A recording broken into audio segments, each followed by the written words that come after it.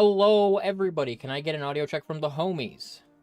Audio check. Hello. Audio check. Ooh, everything looks like it's working. Is everything working? Hi, guys. Yep. Tell Yeah, me we're if good. anything breaks. Welcome to Hunt for the Starry Sky, episode 94. It's working. Thank you.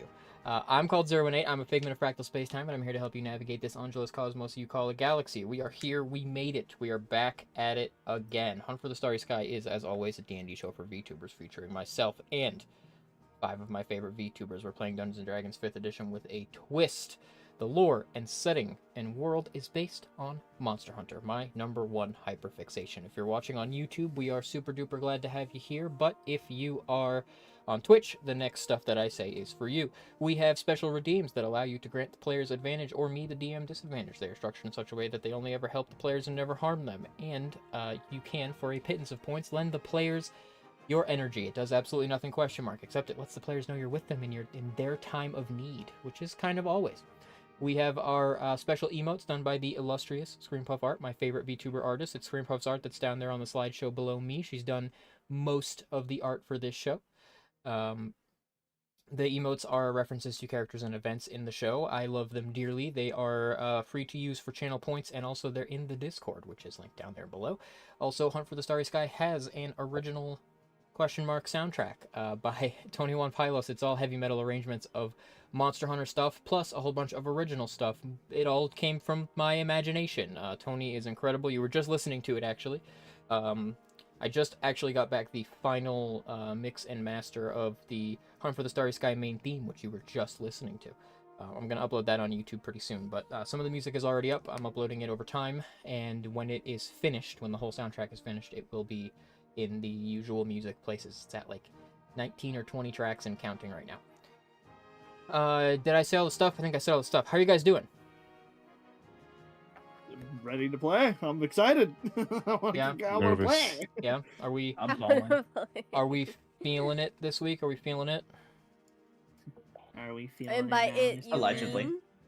mean? Choking on effluvium. Are you feeling that? How do you feel about Oh, no, well, yeah, never mind. Actually, I take it back. I'm going to bed.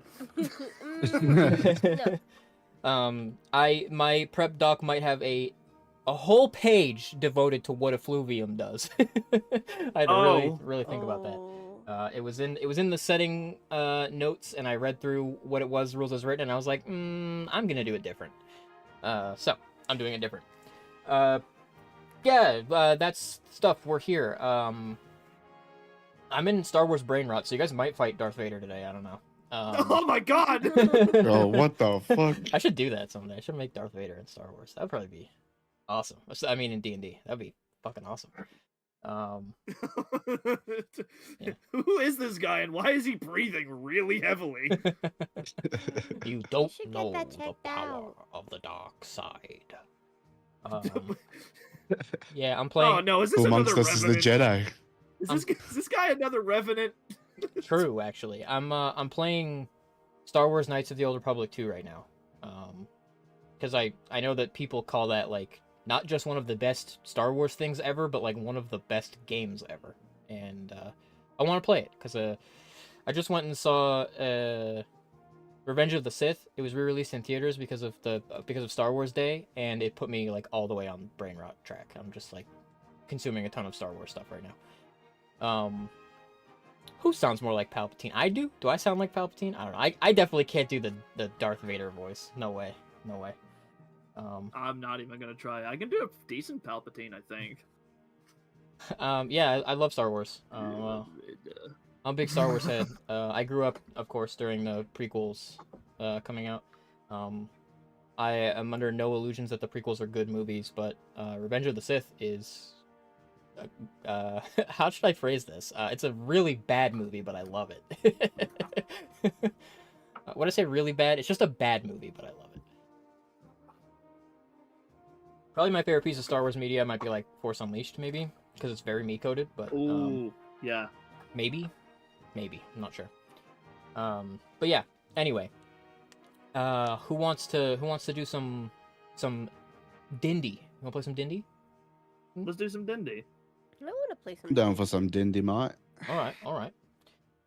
Well, my friends, last time on Hunt for the Starry Sky, we ventured into the Wildspire Waste in search of a rampaging rogue Diablos that we were already under some.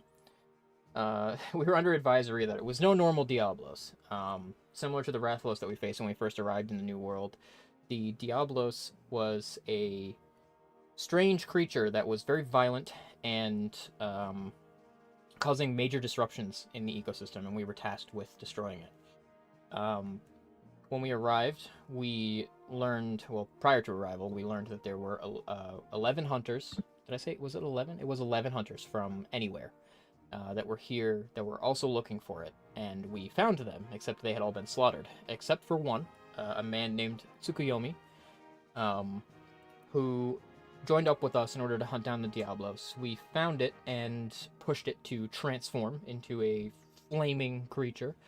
And before it unleashed an attack that would have been very, very devastating to our group here, none other than Sia Sindrake appeared to save the day, and helped us take down the Diablos. However, toward the end of the fight, Tsukuyomi stopped fighting and revealed himself to be in search of Heiki Sindrake, and by proxy, he was looking for Sia to try and draw Heiki out. We had to fight him. He became hostile to us rather quickly. He showed his power to us, and we took him down too, and actually killed him. And we learned that he was a revenant who was transformed by Diaval during the Diaval incident 2 years ago. Through a little bit of questioning of him and some studying of political materials by Sia, we learned that he was his true identity is Sanro Mikoto, a member of a noble family from Yukumo. And we learned that he is seeking revenge against someone. And we know that he has at least one sibling to whom the sword that Genzai wields, the Sword of Hideyoshi, technically belongs to. It originally belonged to their father and should be passed down to the oldest son of the house. However, it was given away by their father to his palico a long time ago. Tsukuyomi recognized the sword and likened it to his own sword, which is called Tsukihana, and said that they are both divine artifacts that are blessed by Amatsuma Vetsuchi. He stated that he will get Heiki Sindrake. He's going to get him, and that he doesn't believe that we have it in us to stop him. He doesn't believe that we'll kill him or manage to stop him from doing it. He deduced from our behavior that Heiki Sindrake is somewhere in the New World, but he doesn't know where. And he took off. He fucked off. He left. We went back and talked to Heiki for a while, and in conversation with Sia and Heiki learned that it's more likely, rather than that they want Heiki, they actually want his blood. We know this because Dionia visited Solgard a long time ago. Relative to us, not very long ago, but it was actually about a year and a half ago, and tried to get it some way or another, and was not successful. And Heiki also sort of put together that if they want his blood, it's probably Diaval's blood that they're after. And if they want Diaval's blood, they might want Fef's blood too. So it might stand to reason that wherever Fef is right now might not be very safe. We decided that we will split the party and send Utsuru and Heiki after the Odogaron that's in the Coral Highlands, and we will be venturing to the Rotten Vale to seek the Tigrex that's there. And that is where we are going to begin. You guys fly your ship up on into the mountain range where the Coral Highlands is, and you can see that what the Coral Highlands is it's this pretty vast mountain range. However, the mountains are not made up of stone. They, like the namesake of this place, they're made of coral.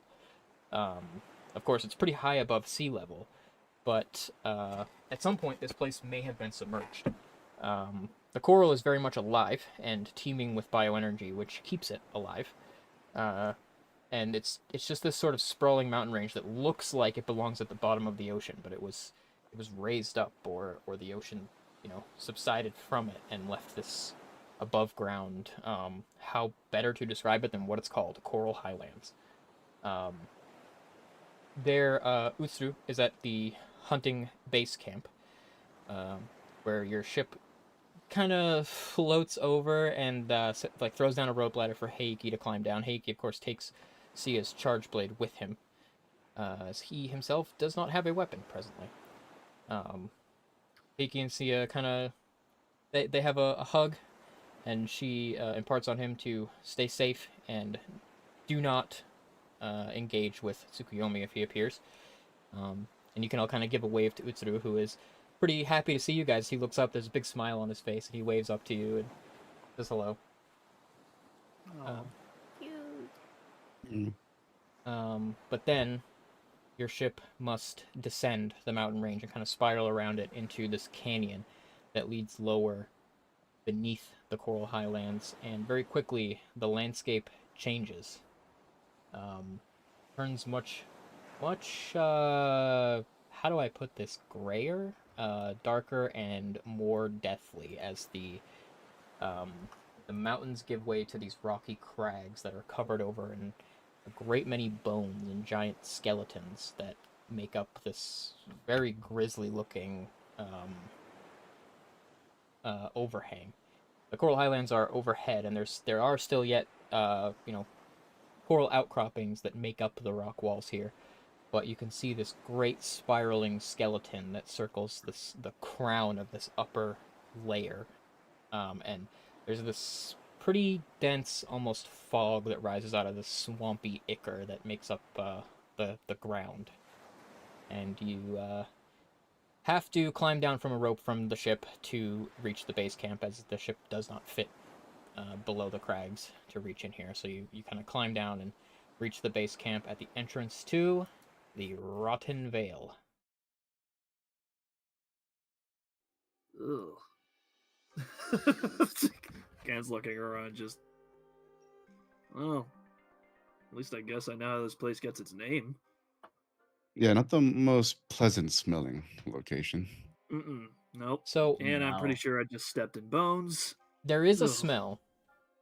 The smell, definitely the smell of like rotting flesh and decay does meet your nose, but it's not anywhere near as strong as it looks like it should be, just based on your surroundings. You feel as if it should be unbearable, but it's not that bad. But it's definitely there. Well, if I were a T-Rex hungry for energy, where would I be? I don't really want to put my ear to the ground. Ugh. Yeah. I don't think T-Rex digs anyway, so Uh, we should just be able to find it. Sia kind of unfurls Are her there any- journal. And she says, "The Diablos, it was searching for something out there in the Wildspire Wastes. And when you guys were fighting it, it seemed to locate the Dragon Vein. So, that must be what the T-Rex is after, right?" I mean, What is logic it? dictates the Rathalos did the same thing, so. I mean, unless this T-Rex is super special and, I don't know, is just here for the fun of it, it's probably going to look for a Dragon Vein too. The people of Astera have already located the Dragon Vein in the Rotten Vale. It's very, very far below us. Very deep. Oh. Well, I guess it's time to go on an adventure, guys. Just once, I'd like the thing that we're looking for to just be right there instead of having to trudge through everything to find it. No, you Yeah, this don't. time I think I might agree with you. This place on, is it's the kinda new world. nasty. Yeah, it's exciting. Like, look at how cool the Coral Highlands were. I know. Why Why are couldn't we we have gone here? there?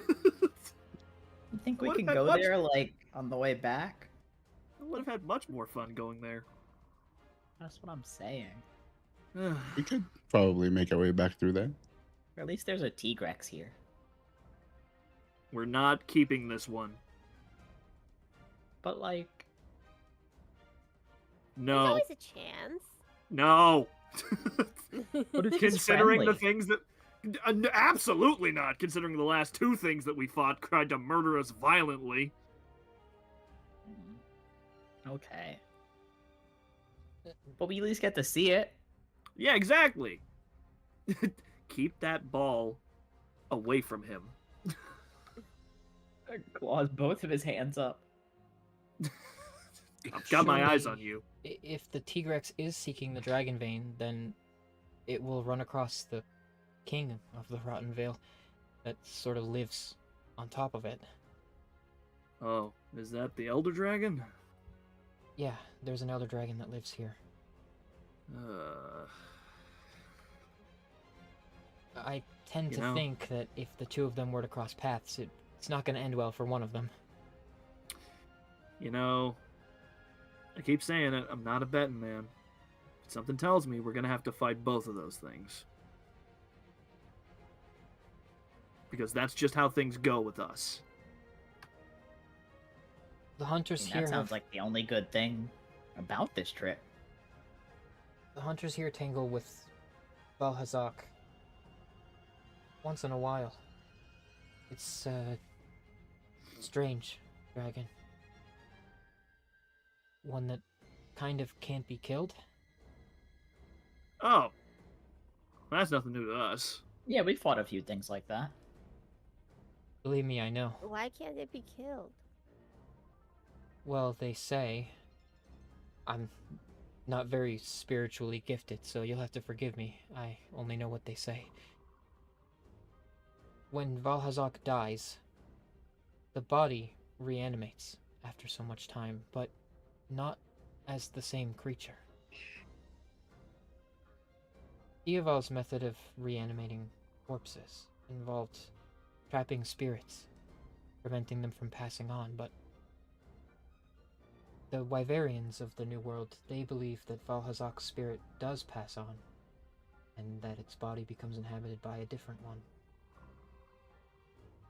Huh. Wait. God, thanks for a minute. Oh no.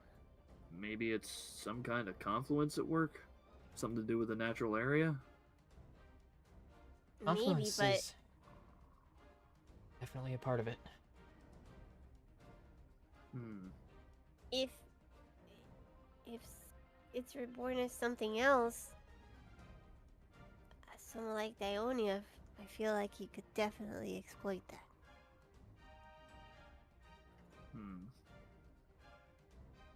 I could only Well, just speculate something on else to what be on his the- knowledge could do. What did you say? I can only speculate on what his knowledge could do. Yeah, I don't Bad know. things, mostly. Yeah, I can definitely imagine a situation where it like dies and then it's like, oh, I can now put anything in it. I can have it be reborn as anything, and then it is reborn as something that we don't want to be reborn. That sounds like something that Dieval might have been capable of, but Too. Well, just another thing to study. Another thing to fight. More paperwork. I suppose it should be noted that Valhazak and Dieval are very quite different.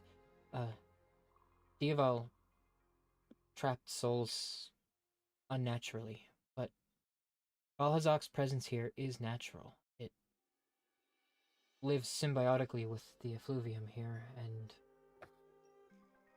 it's part of the circle of life. Decay and death are its domain, and it belongs here. So, just in case you get any ideas based on past experience, Valhazak is not an evil creature.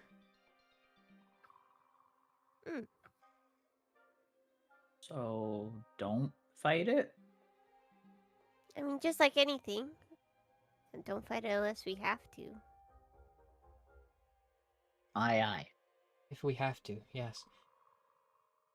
Like I said, I don't know if we even can kill Valhazak, even if we want to. But if we Well, even do, it should just come right back. Yeah, I mean, if it comes to it, we'll probably just put him down for a quick nap. And book it. If ever Valhazak becomes unstable or berserk due to all of the energy down here, then sometimes the hunters of the New World have to come here and defeat it. It's also a part of the circle of life down here, you might say. It makes sense that even Valhazak has to die in order to preserve the cycle of death. Yeah, from death begun by death undone. I gotta write that down. Well, alright. It's kind of hard to track a Tigrex through here, but Fuffles will look around for any, like, newly bitten bones. I'll look for footmarks. Okay, are you gonna leave camp? I With guess Fluffles, not. yeah. Can we just look around the camp, like nearby the camp? So the Are there any nullberries around, perhaps? So firstly, the camp is on this kind of pillar, you might say. It's on a bit of a plateau, and you have to descend into the bones of the Rotten Vale to reach it. Oh, okay. So from where you are, it's a sheltered location. Once you leave I it, see. you're not sheltered anymore. You're in the scary. Okay. All right. What was gonna cook first?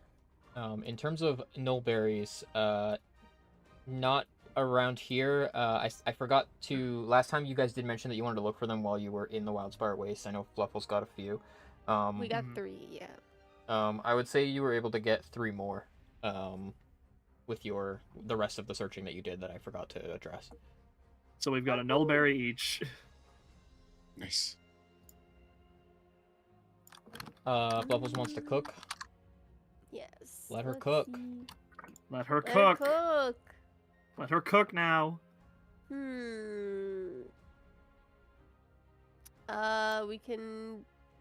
We can raise passive perception, or once per meal, when you take damage from any source, you can reduce that damage to 0. I like that one.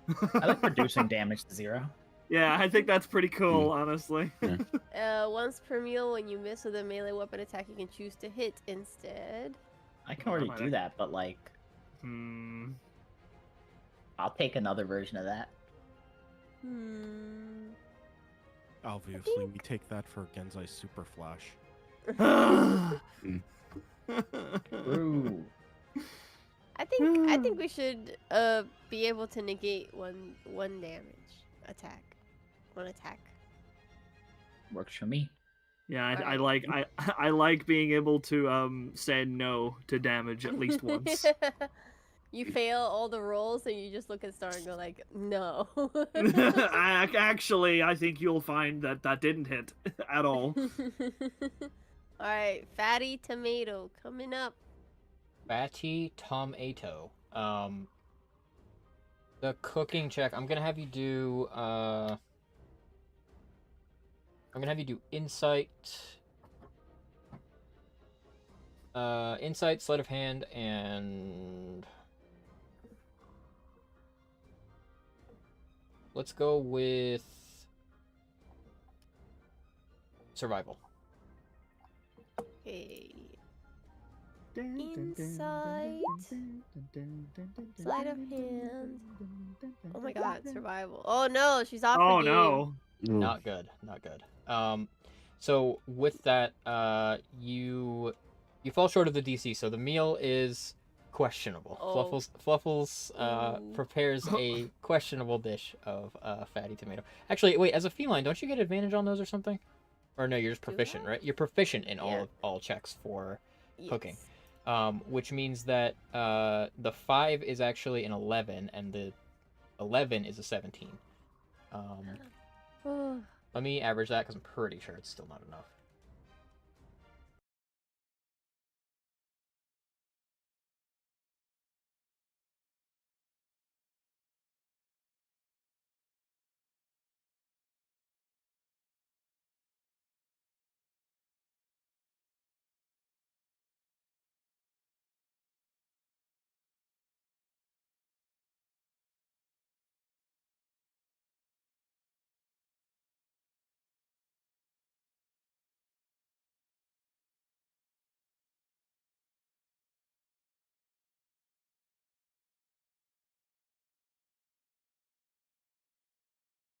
I did touch something. Could just be the general surroundings of this place. Not exactly a we get good vibe muted? for a meal. Yes. My Oh. my hotkey to mute the stream is on my number pad, and I instinctively used the number pad when I was using my calculator. My bad. Oh. My bad. Whoopsie doodles. Anytime I Yeah, have to you know, crunch maybe- numbers, I'm gonna accidentally mute us. Yeah, maybe it's just the area that's throwing you off your game, Captain. Usually I'm pretty good with like bones. That is true. Sometimes It's I weird. forget about that. Yeah, you know, I haven't seen you mess around with bones in a long time. I'm gonna Not go a back lot to of forgetting bones about where that. we were. You know, I often hear that smell affects taste, and with the stench that's kind of around this area, that might be affecting it Yeah. a little bit. True. Oh yeah. That makes Yeah. sense. Yeah, Definitely yeah. didn't yeah, taste as mhm, good today. True. mhm, The, yep. the stink of death, like I said, it's not extremely strong, but it is just enough that it just ruins your ability to eat. Like it's Ugh. just enough. It's one of those situations where like, oh man, if this wasn't this way, man. Yeah, let's get this over with, guys. This place is cool and all, but Cool. I want to go to the Coral Highlands. Maybe if we're fast enough, we can help out with the Coral Highlands. We can see the cool stuff. He really likes these coral islands. Listen, cool, I man. agree It's with a him. change of Smells. scenery. I have sensitive sense of smell. This place sucks. Fluffles have the same. Yeah, we have the Sense- same sense of smell. Yeah, but you're used to this. I'm used to it. You like bones and death and decay. I don't know. Whenever we were searching for that Rathalos, whenever we found that corpse, the captain was completely just stunned by the smell. Oh yeah, that one was a little too much. I guess we do have the same sense of smell, actually. Well, I'm just gonna warn you, if you thought that was bad, we are literally walking into a place called the Rotten Vale. So, you know. At least it looks cool, though. Here, let me just, plug my nose, and then I can enjoy the surroundings. And Claw's going to plug his nose and look around. It's like, yeah, look, it looks amazing, guys. Yeah, Gonna now breathe you're all gonna that in. miss critical clues while we search for the monster. Critical clues like my nose burning. Sia is going to ask you, Fluffles, if she can spend a little time before you guys go out, studying your magic.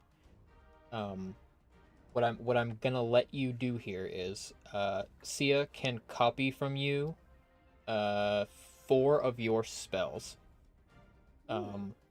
So you can have some customization of what Sia is allowed to do, because I know last time she was not to your needs per se, and she gave up her weapon, so she's a spellcaster while she's with you. You Fluffles, you can choose 4 spells from your spell list of any level that Sia will be able to cast today. You can't cast these spells as long as she can. Let me see. I want her to heal, but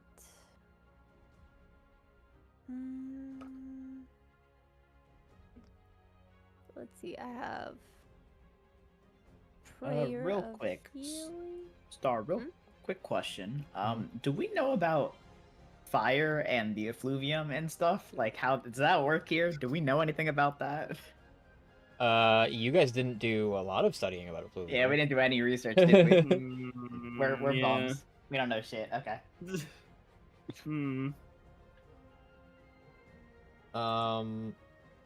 Fluffles, you know, you have Prayer of Healing. Yeah, prayer healing, lesser restoration will probably help with effluvium, hopefully. Yeah. And cure wounds. You have Cure Wounds? Yes, allegedly. Do you? Does Paladin get Cure Wounds? Does it not? Is this a leftover? I don't think it's one of your oath spells, so Oh, is it an oath spell? I no, because I just wrote your oath spells, and I don't think I did not put. No, I Cure mean, Wounds in. as in, is it only if you take a certain oath? I see. Yeah. So your healing capacity. Oh, you do have Cure Wounds. Oh. Yeah, Cure Wounds. Okay. Prayer for healing, Cure Okay. Wounds. Lesser Restoration. Yeah, lesser restoration. I guess she doesn't need revivify herself. Your options are like remove curse, dispel magic,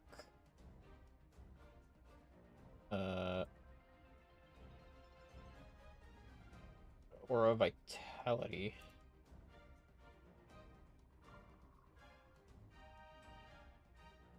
Yeah, aura vitality is another healing spell.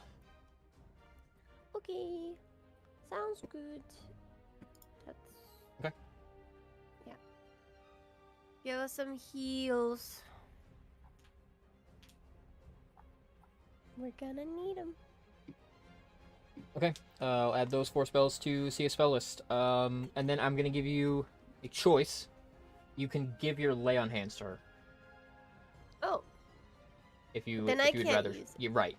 So you would spend all Yeah. your lay on hands, and she can have it instead. That's up to you. no, I'll keep Leon here. I suppose she would inform you a little bit of what she can do. She would tell you that if she ever instructs you guys to like get close to her, she can erect like a wall of force style barrier to block damage. It has a damage threshold that it can only absorb so much damage, but if there's like a big AoE coming your way and you're behind it, it will absorb some of the damage. Ooh. Maybe a lot of it. Ooh. That's kind of like her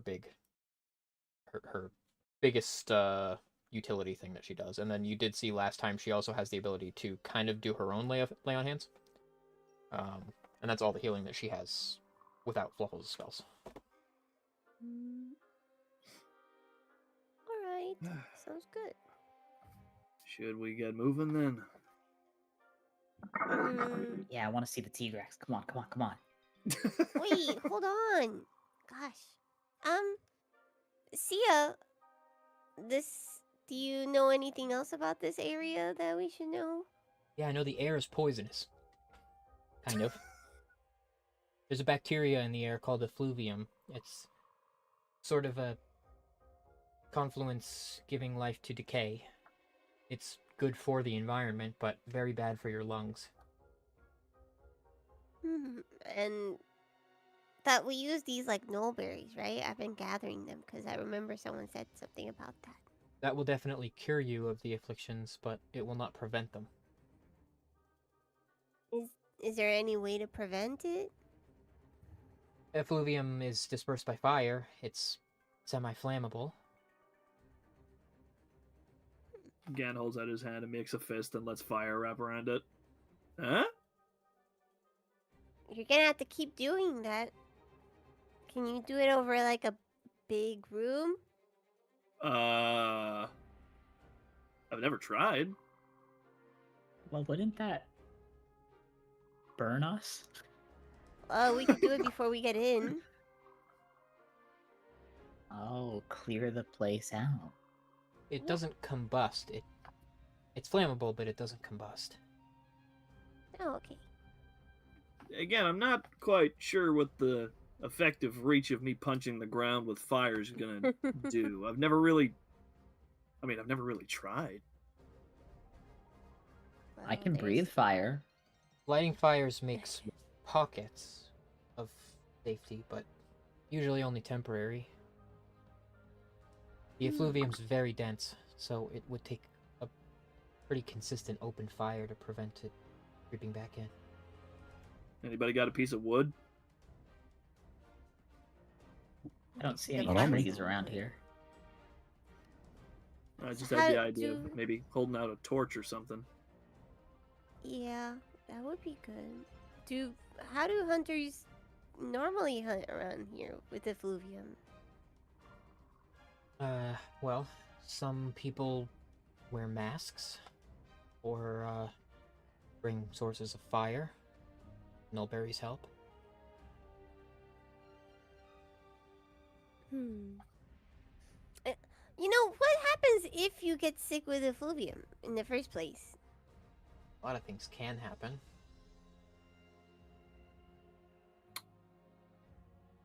None of I them guess good. we're gonna find out. we're, we're gonna find out today who's ready for some spicy air. How best can I put it besides that it will kill you over time?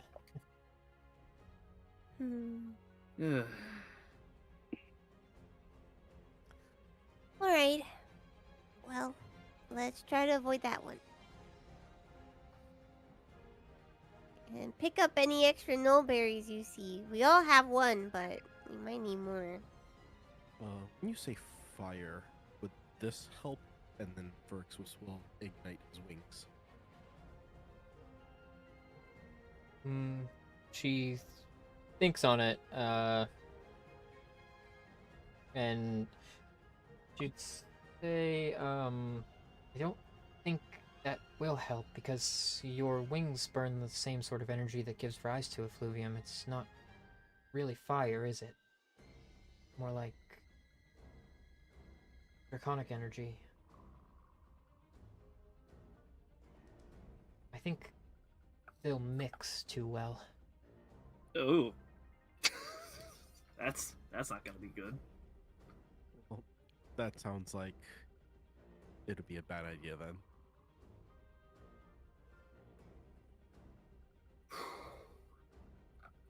Well, no time like the present. We should get moving.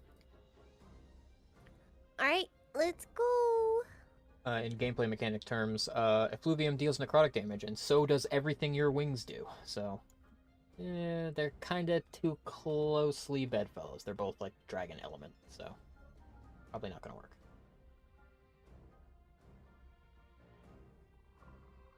Okay. You leaving camp? We're leaving. Yes. Yep. And Fuffles will look for what she was gonna do earlier. She's just gonna look around. Okay. When you touch down out of the camp, make a Constitution saving throw. Already, okay. Oh, but you have +4 because you're all standing within 10 feet of me, right? Hey, 26. Yeah, all 100% is standing right next to the group and surely not wandering anywhere else. For once.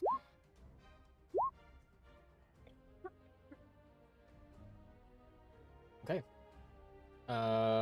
Claw. No shot. Claw got a 9. 13. 13 Claw. You take 3 points of necrotic damage. Oh no. I'm gonna need you, Claw, to keep track of this somewhere. Your 3 points that you took cannot be recovered. Ooh. Oh. Oh Your no. maximum hit points are reduced by 3. Oof.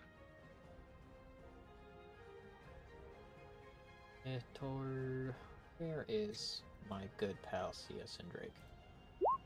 Whoop, so is hers. No. I have to make note of that. You good over there, Claw? It is, yeah.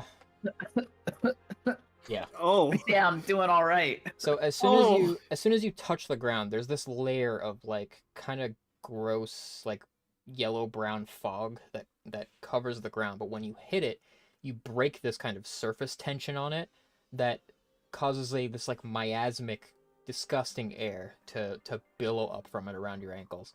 And that's where the smell of decay is. It hits you like it hits you like a wall. There was this, like I said, like this surface tension of fog that kept the stench and all the bacteria and the bad stuff low to the ground, and as soon as you broke it, it's all over you. Oh! Oh!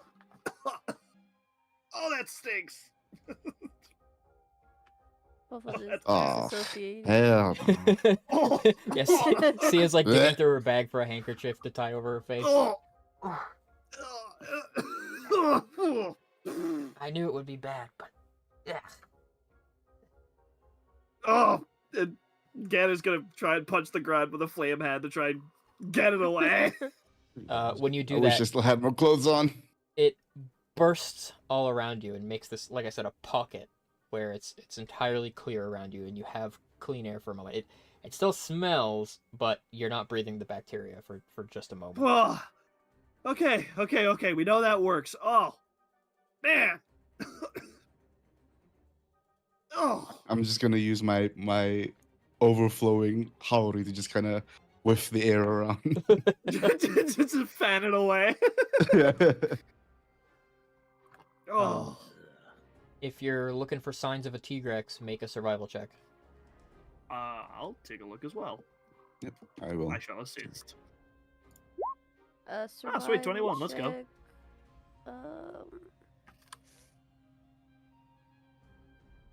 Where's survival? My survival. Oh, it's a deer. 19. You search around for a while and find, when you say that you're looking for fresh bones, you find pretty quickly that a lot of the bones are fresh. The ones that are, like, grown into the coral, they're not fresh, and the very, very large ones are not. But many of the loose bones that you find around and piles of bones, they're fresh. This place is a graveyard, and it's not old. There is a massive skull that looms overhead. This giant face of a creature, and it has an immensely long body, and as you look out you can see that the long body spirals around kind of the crown of this place and forms a walkway. The upper layer of the Rotten Veil is a skeleton. Does that skeleton look familiar to Genzai? Make a nature check. Ooh. Damn. Oh, it's a really enormous creature. You're sure that there's probably nothing alive as large as that thing. If there is, you would be very surprised to find out about it. He's looking at it going, wow. Whatever that thing was, it was huge. Yeah, but Wonder not how it as ended cool up as here. the giant egg we found you in. You didn't find me in an egg. I found you guys and showed you to where the egg was. Wait, you hatched from an egg, Genzai? I did not hatch from an egg. You're talking I'm about pretty the sure- A I'm egg. pretty giant sure- egg? Wait, you're talking about the egg at the Sandstone Scar, right? That's the Yeah. one. I read your notes about it. Oh, yeah? Oh. It's really weird that you would bring that up, because I think you might be looking at the creature that laid that egg. Oh. Oh! Oh. That would make sense. It's a really big egg. I mean, Gensai was in it too. So is this like your dad? He's like holding the flaming fist like, Claw, this is a privilege I can take away at any moment. Oh, I'm sorry you guys met like this. I didn't know. That's so sad. Paul wipes his tears. She she sketches for a while and sketches one of the like the tall spikes that make up sort of like the rails along the side of the walkway, and flips through a few pages back and finds a sketch that she made of the Dalmadur, and kind of like flips the pages back and forth and compares the spikes, and it's pretty distinct that the skeleton that makes up the Rotten Veil is a Dalmadur. But you can tell by the size of the skull, it is so monumentally huge, and you guys saw the Dalmadur literally up close. Genzai touched it. The skeleton is like 2 or 3 times bigger, which would probably insinuate the Dalmadur near Cathar is a baby.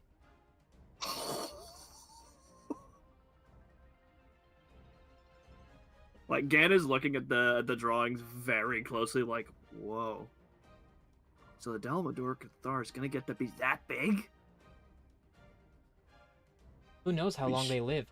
The one near Cathar, if it's a baby, it might have hatched out of that giant egg, which is fossilized, and it's still not fully grown. So who knows how long the skeleton's been here? Jeez, we're gonna be long gone before that thing gets any bigger. Probably. I wonder if there's an egg. That means there must have been 2 of these guys. Where's the other one? Maybe it died somewhere else. Maybe there's another Rotten Vale out there somewhere. Who knows? But does that mean there's only one more Dalmador? As far as we know. That's so sad. Hey, the world's pretty big. There could be another Dalmador out there, Captain. And Makes me life feel always finds a way. Mm-hmm.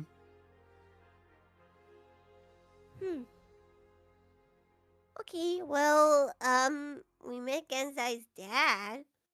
Ugh. Well, I guess you have a new twin brother. Ugh. You guys came out of the same egg. Puts Puts my hand on Sorry. his shoulder. Just nods. It's okay, man. Aku Ken's isn't just- Family tree here, is like so- really complicated. Dan is just gonna start walking deeper in. As you guys are walking, like Claw's just going off. He's like, I wonder if Akui came from the same egg. Why don't you ask her? I'm sure it'll be a great conversation topic. Then they'd be twins. They're not twins, right? Luna- You guys aren't twins. Luna told me No, I we're should not expect twins. exactly this from you guys. Yep. This is the dynamic.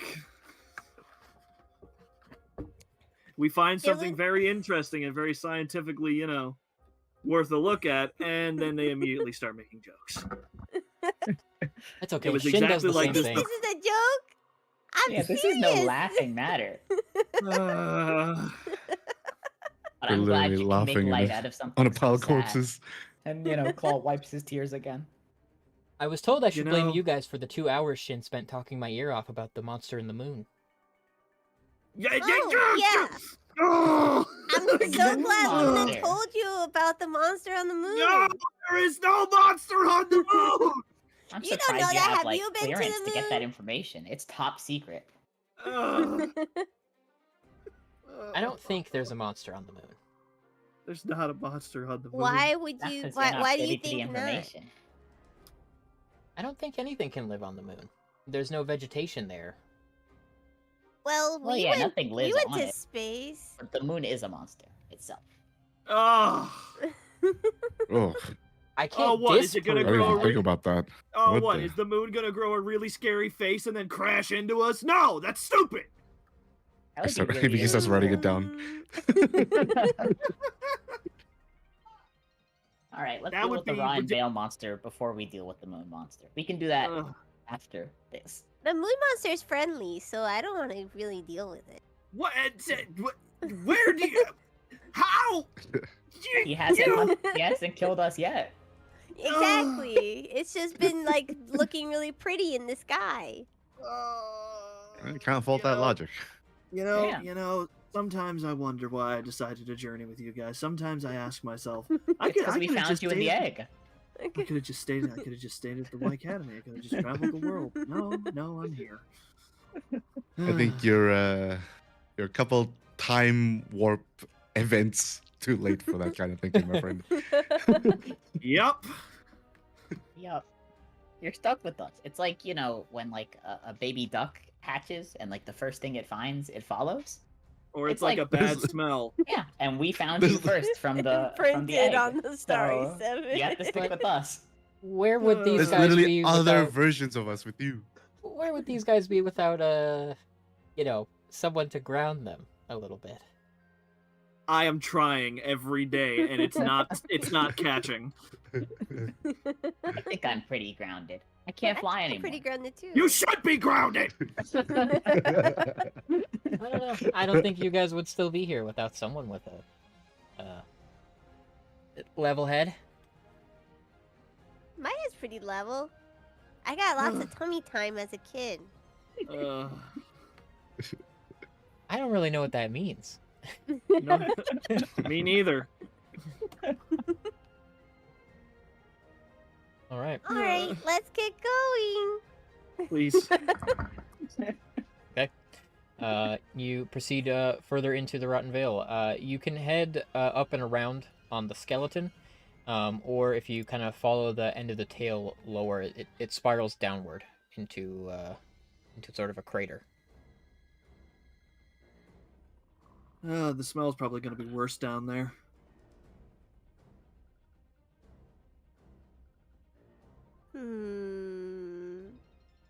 Well, we gotta go down. That's where the dragon vein is. That we do. It is. Sia, how does the Nulberry work exactly? Well, if you eat it, then it should purge all of the fluvium from your system right away. Like I said, What it if- will cure it, but not prevent it. What if we made like a little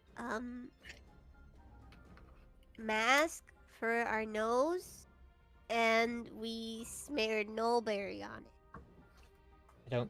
I don't think it's really the scent of the Nulberry that's going to protect you. It's probably, You have to digest it, Captain. yeah.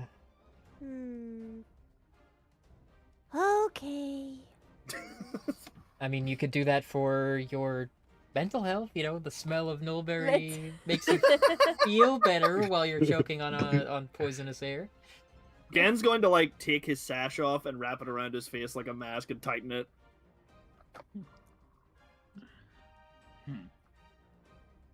Here, pass me a Nulberry. You have one. Oh, did we all? We like, all we have, all have- already? we all You have have one exactly each. 6. Okay. Are there any around? Any plants? Make a survival check.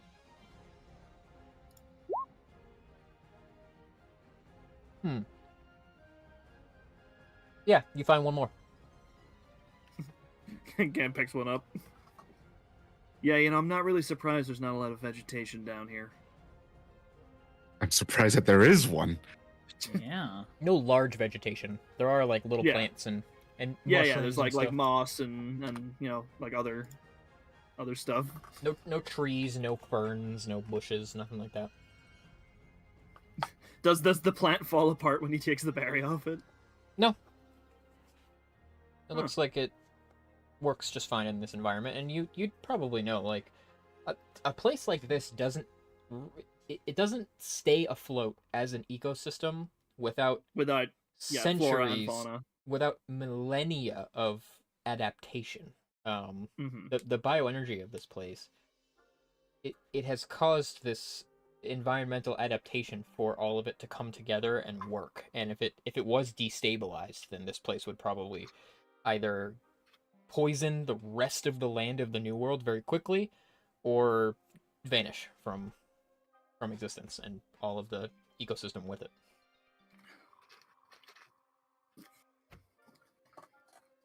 Again, make sure his like makeshift mask is nice and tight. It's more than fair to assume that the gargantuan, doesn't even do it justice, skeleton of the Dolomadur being here is what started this. It's where this came from. Yeah, it's just the latent energy coming off that helped build this place up. And you know that the sandstone scar was hypothesized to have been carved out of the world by the movement of an adult Dolomadur. So those are And there was a slight bit of effluvium down there too. there was, and something else too. Mhm. So Dolomadur is like it's pretty fair to like call that monster a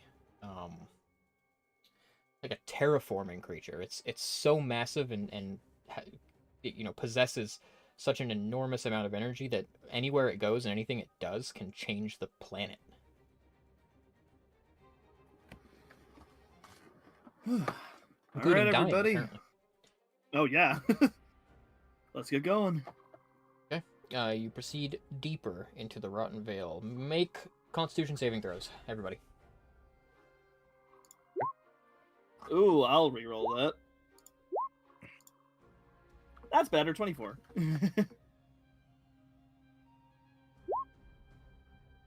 It's not looking good for Claw. Yo, it's not looking good for me. Is it just Claw again? It's just Claw again, and Sia. Claw and Sia, you both take 3 points of necrotic damage, and your maximum hit points are reduced by 3.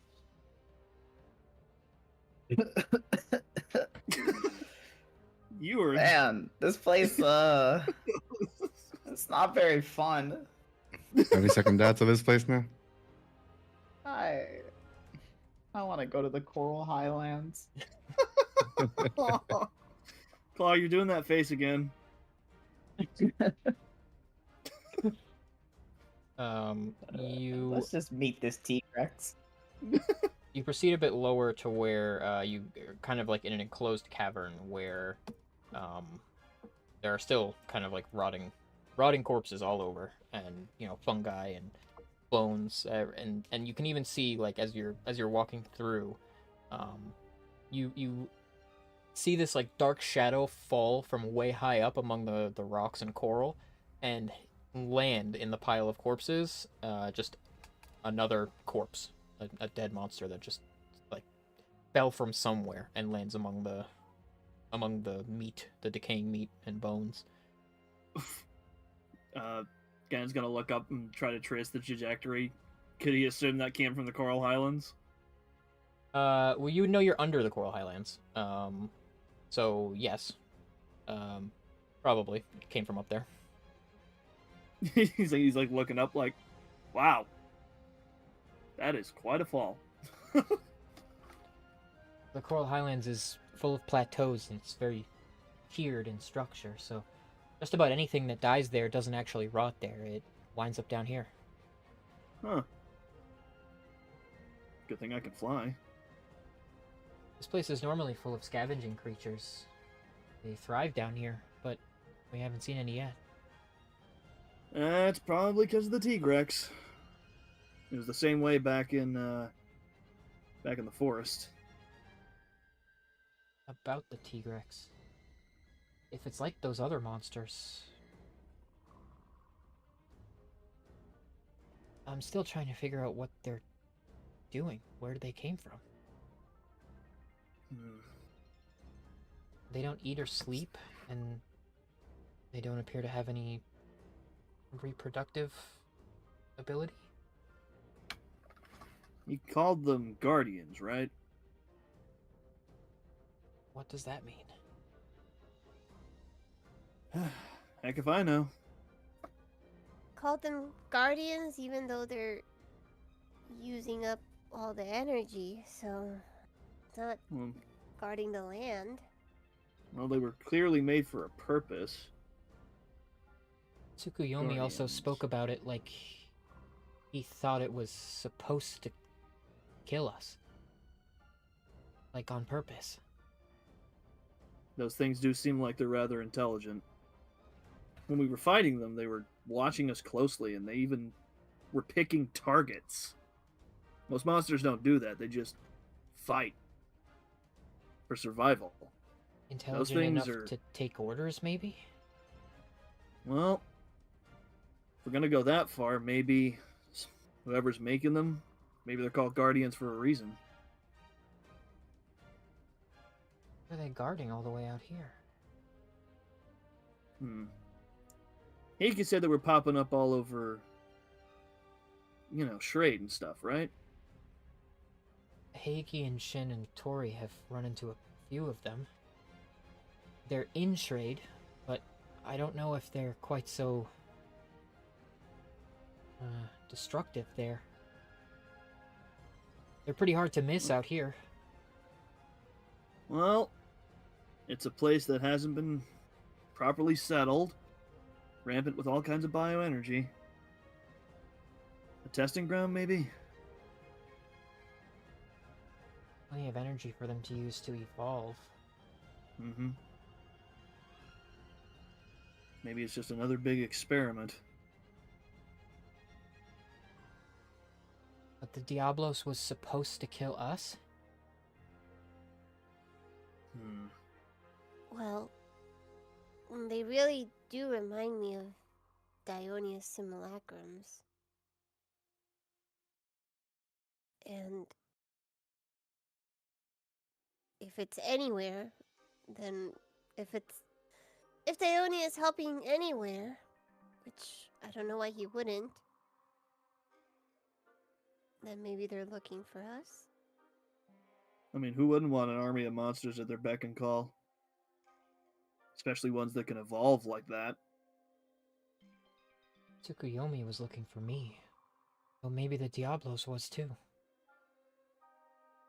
You know, I told Ardius, or do you know Ardius? I do. Yeah, I told Ardius that the easiest way for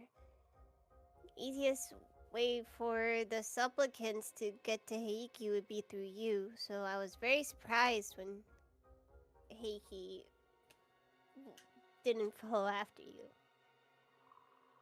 Unfortunately, when our enemies are very morally flexible, they can use our desires to protect everyone else and each other against us. Yep. Yeah. Puts them at a real advantage. It's annoying. Yeah, but that would also explain why there's so many here, because you were here. So you think that they sent those monsters here after me to lure out Heiki? Maybe. It It's in worked to lure us out here. It's in the realm of That's true. possibility. That means that everything we're doing is playing right into their hands. Yeah, I hate it. always I hate it is. too. It's It always like sucks. that. It's been like this for years. Wait, that... They know you guys pretty well. They must have known that the Rathalos wouldn't have been enough to stop you. So, I feel like they're just wasting our time. destroying it was probably part of their plan too. The more we think about it like that, the more we're going to be running around in circles. At this point, we just got to keep moving and play reflexively like we always do. They're going to slip up eventually. If they're after the dragon at the heart of the Elder's Recess, then that definitely can't be good. Nope. And apparently Hydrangea is here too. Doesn't that guy just want to fight strong things? Yeah, but his methods are questionable at the best of times. I'm sure we're gonna find him. Oh, I'm sure we will. He cracks his knuckles. All right. What are you guys up to? What's the plan? Is there any signs of a Tigrex around these parts, perhaps? Make a survival check. You got I'm it. gonna assist on that too. Woo! 25. Let's go. Holy. Woo! Oh shit. With checks like those, you can find that there are signs of a Tigrex. Using your notes that you know about a Tigrex and also what Sia knows about a Tigrex, she can kind of like point out to you and help you connect the dots. There are markings all along the walls down here that suggest that a Tigrex has climbed along the walls. As you know, Tigrex is very adept at spider climbing along walls. Not so much on the ground, but there are like giant claw marks in like the coral and along the bones on the walls that make it very apparent that a Tigrex has moved through here. There are a few small monsters, these four-legged black snake-like monsters with these very, very large fangs that are kind of like hiding in these like dark holes off to the side watching you.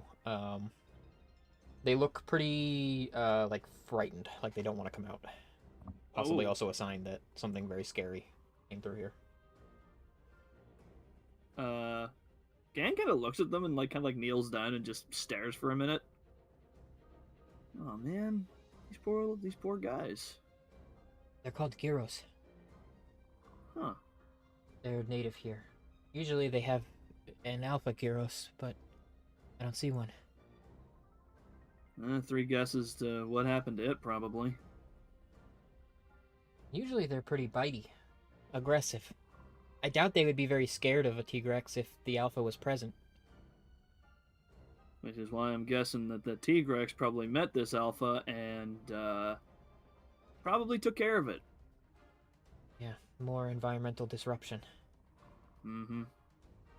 Either way, he like runs his leg finger along like the claw marks. We're heading in the right direction.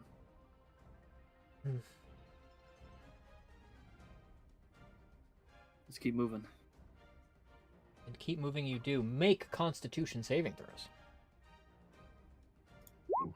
Ooh, yeah, that's a reroll for sure. This time, Claus Oh! got it. Let's go again. Oh my goodness, let's go again. Claw That's doesn't have better. it. That's a lot of key Remember, you points get- to save yourself 3 hit Remember, points.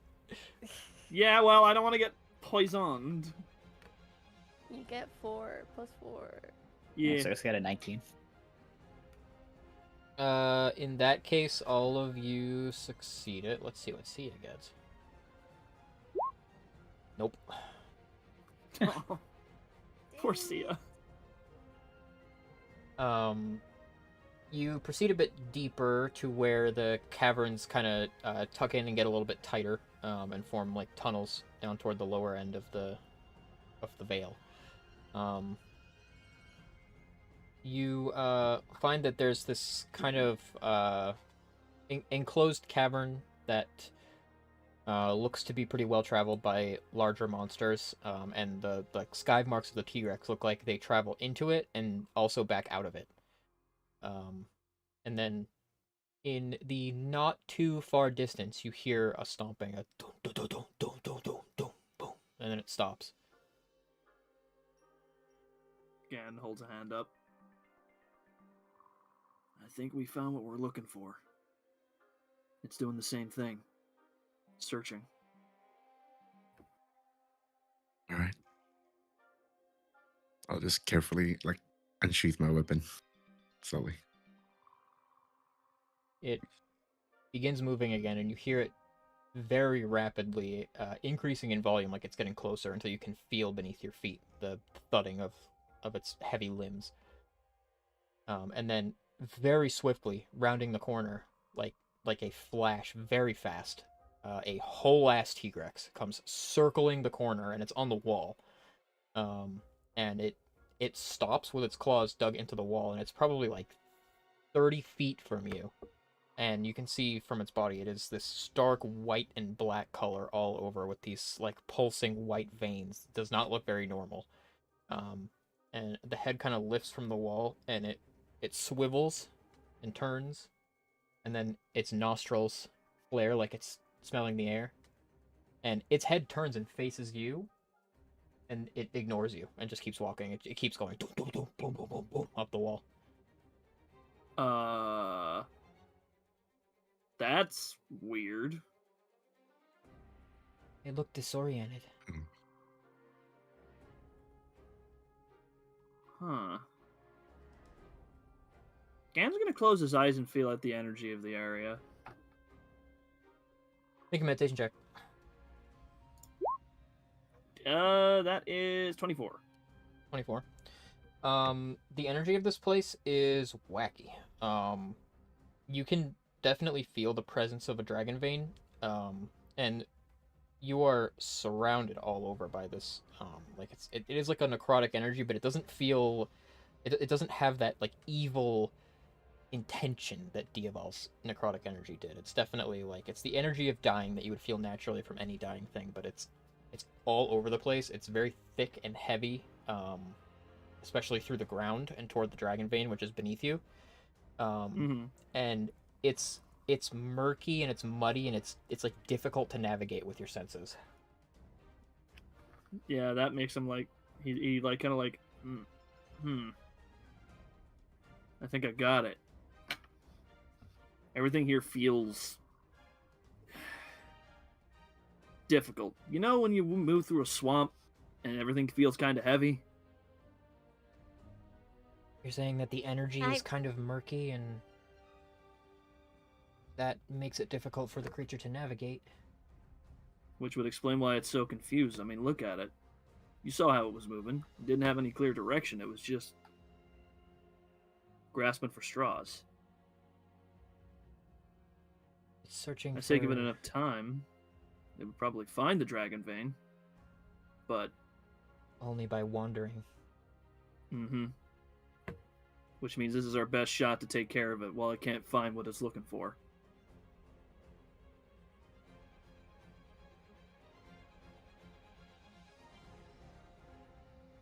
Is it still here, or is it just a little bit away from us?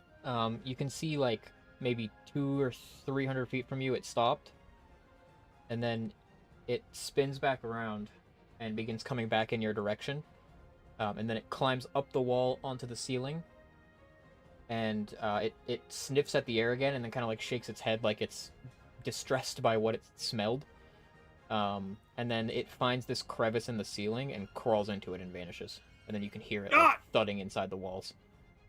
Oh, Crap. We can't very well chase it around on the walls. Nope. If we can figure out where it's going, then we might be able to head off at the pass. Or we can exploit its senses. Can Gan exude his own energy? Can he like manipulate his energy in a way to kind of make a beacon? If you like exhausted a bunch of your power, you would be like, you know, something that would be detectable to other people with like key sense. But you would probably get the sense that if the Tigrex is having trouble finding the dragon vein, you are not going to light up brighter than the dragon vein.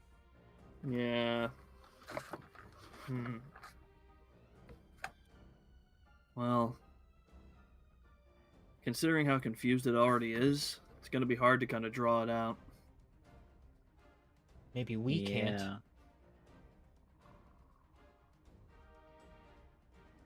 You saying we need to go see if the Valhazak wants to come play? Yeah, maybe if Valhazak wakes up and feeds on the dragon vein itself, surely the Tigrex will smell that, right? Yeah, but then that means we're just giving the Tigrex what it wants, and that's just another evolution waiting to happen.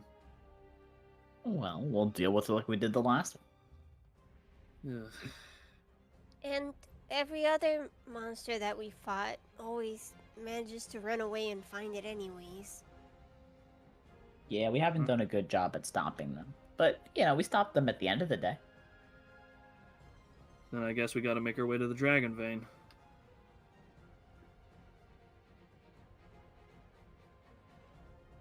So deeper we go. Deeper we go. You proceed in lower, and as you're moving, you can still hear and feel the Tigrex moving around. Sometimes you even see it, like through like breaks in the wall and the crags. You can see the Tigrex like running along the walls and leaping from outcropping to outcropping as it's very quickly scouring the area, but it aimlessly will stop and change directions. It appears very confused. It's very, very disoriented. Make Constitution saving throws. Hey, let's go. Only if you're a living creature that's breathing. If you're not, then you don't have to make a Constitution save. Sadly, I think we're all living creatures that are breathing right now. Oh! I become immune to effluvium. That's what that means. I would love Cannot that. be displaced. Sia, no. See ya, no. Jesus, Yeah. yeah. Damn. Sia steps over the threshold to take a debuff. Uh-oh.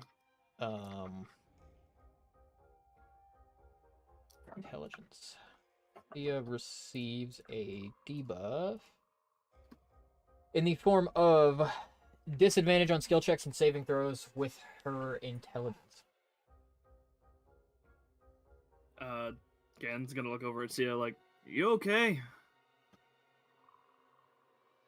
She kind of, yeah, but it's getting to me a bit. Gen's gonna take out that nullberry that he found earlier and pass it to her. She already has one. She kind of like holds it up and shows it to you. I'll wait until I really can't take it anymore. I think it gets worse from here. Oh. Great. That's wonderful news. Don't worry, energies of death are nothing I'm unfamiliar with. Ooh.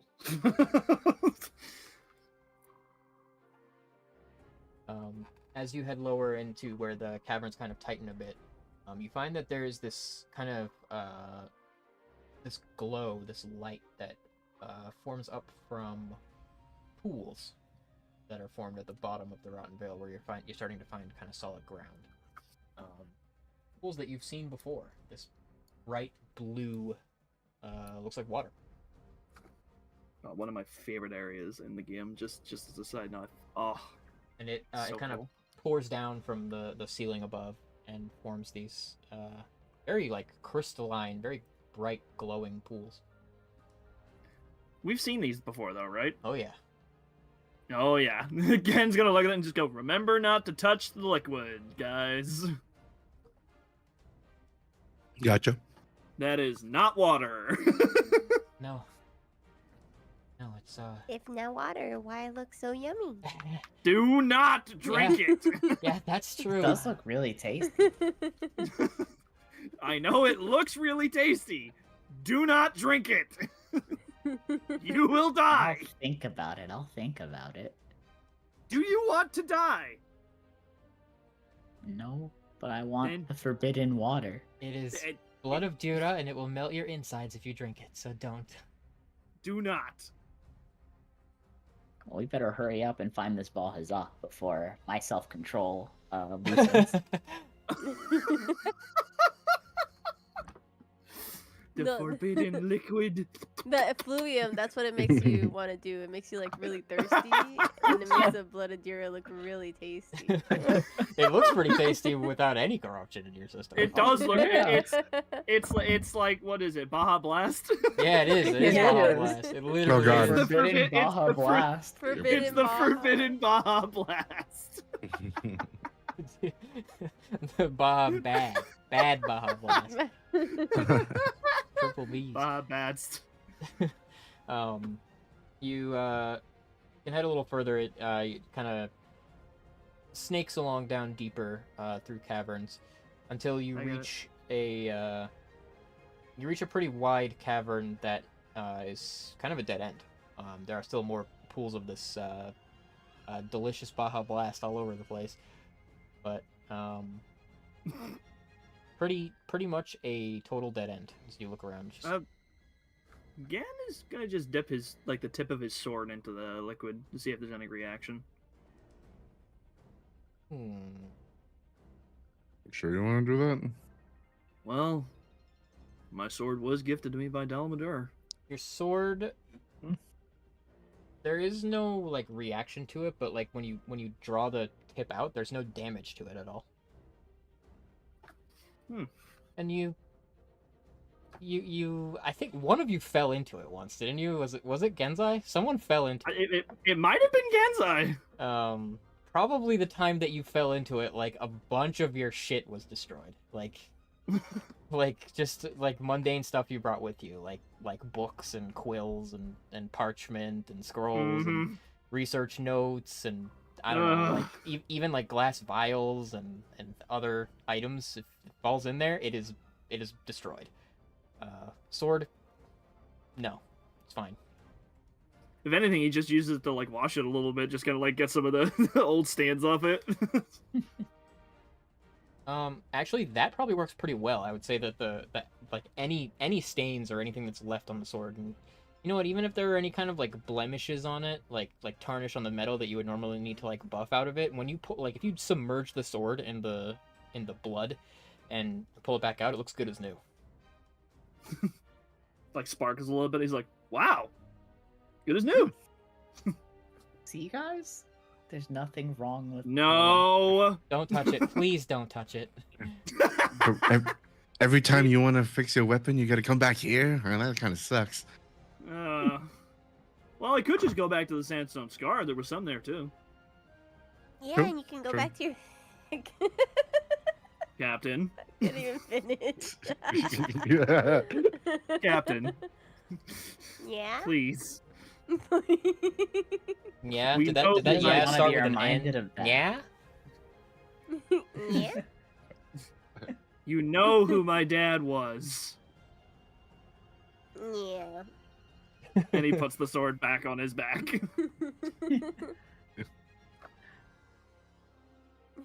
Okay, so. Yeah, like Ganna's officially had enough. He's just like, "Hmm." I guess Where's the the bubble is like, I Valhazan? gotta find someone else to make fun of now. Spin the roulette wheel. if I make him too mad, he won't carry me on his shoulder. Uh-huh. You will lose piggyback privileges, Captain.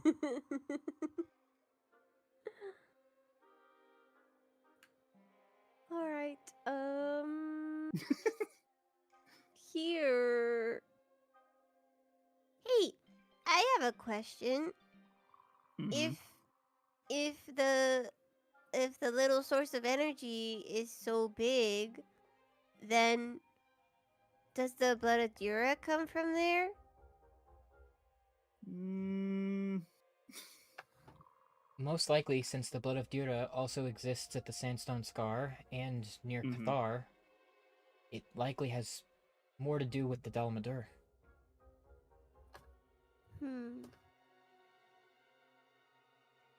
So did the Dalmadur come here because of all the energy? no, it's more likely that the Dalmadur came here and the natural energies from it helped shape this entire biome. It's possible that the Dalmadur came here seeking the energies beneath the Elder's Recess, the same energies that the dragon there feeds on now. Mm-hmm.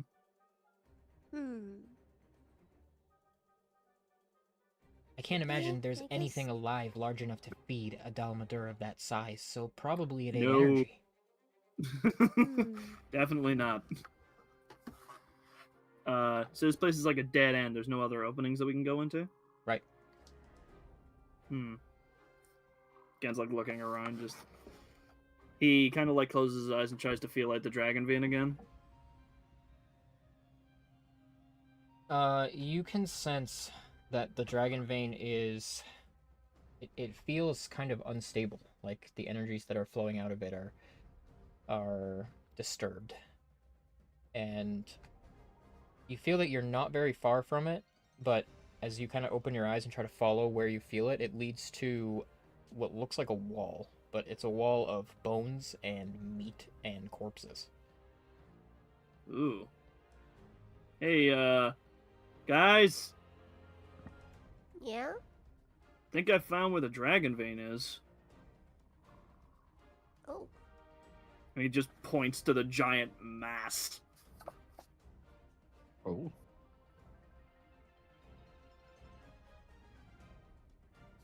And the Balhazak's lair may be through there. Probably. How do we get through it? Gen's gonna like slowly look over at Hibiki. Uh-huh. Oh, it's dirty on this thing. I mean, Well, I'm what gonna do you- do it anyway. So what do you want from me? I'm not as strong as you. It's fine. Hibiki is gonna walk up to the thing. What was it again? It's a wall of A wall. of bones and decaying meat. If you've played Monster Hunter World, you know what it is. It's a it's like a wall of sinew and bone and it's meat. The meat wall. Lovely. All right. Hibiki's just gonna take a deep breath, and while he's standing right next to Kent, he's gonna take a deep breath and starts charging, and he's just gonna shoulder bash through. Kool-Aid man, this shit. Oh my god. Make an Oh. athletics check. Thought he was just gonna cut through it with the. Oh my god. he Yeah. winds up, takes like a yeah. he takes like a sprinter's pose, and up he goes. He launches himself shoulder forward and goes through it like a hot knife through butter. He hits this wall of bone and meat and shatters straight through it and forms a Hibiki-sized tunnel Like Whoa! simple. He goes straight through it. And you find Hibiki as you hit it, it's not even as sturdy as you expected it to be because a lot of it is fresh. It hasn't been here for very long. So okay. it's not like hardened stone or anything. It is actually like a wall of corpses that has not been here for very long. Ugh. I anticipated for a lot of force to be hit, but yeah, because it's so weak, I guess like after I push through, I just kind of tumble a bit. Whoa! Well, if you go tumbling, Oh. then you're tumbling downhill, down a hill of corpses. Oh. Oh god. As the chamber that you emerge into on the other side is lined with them. There are bones and dead creatures everywhere, and there's like a great mound of bodies. And Hibiki, as you kind of like come to rest as you're tumbling down that hill, one of them moves. Oh god. Guys. You okay in there, man? It sounded like you fell. Yep. I was a lot. It wasn't as strong as I thought it was, but there's something here. Oh, come on. And I let's just go. kind of stand up and what? Can I see where the creature is? It is like kind of above you on this sort of like plateau that's formed, rising up, made of stone and bones and corpses. And it looks like a corpse, like a actual rotting corpse that begins to rise from the top of the mound, and it is gigantic. And that's where we're gonna take a 5-minute break. Ah! Oh my god. We'll be back momentarily, Full guys. Metal Alchemist. Exactly, you're right. We will be right back.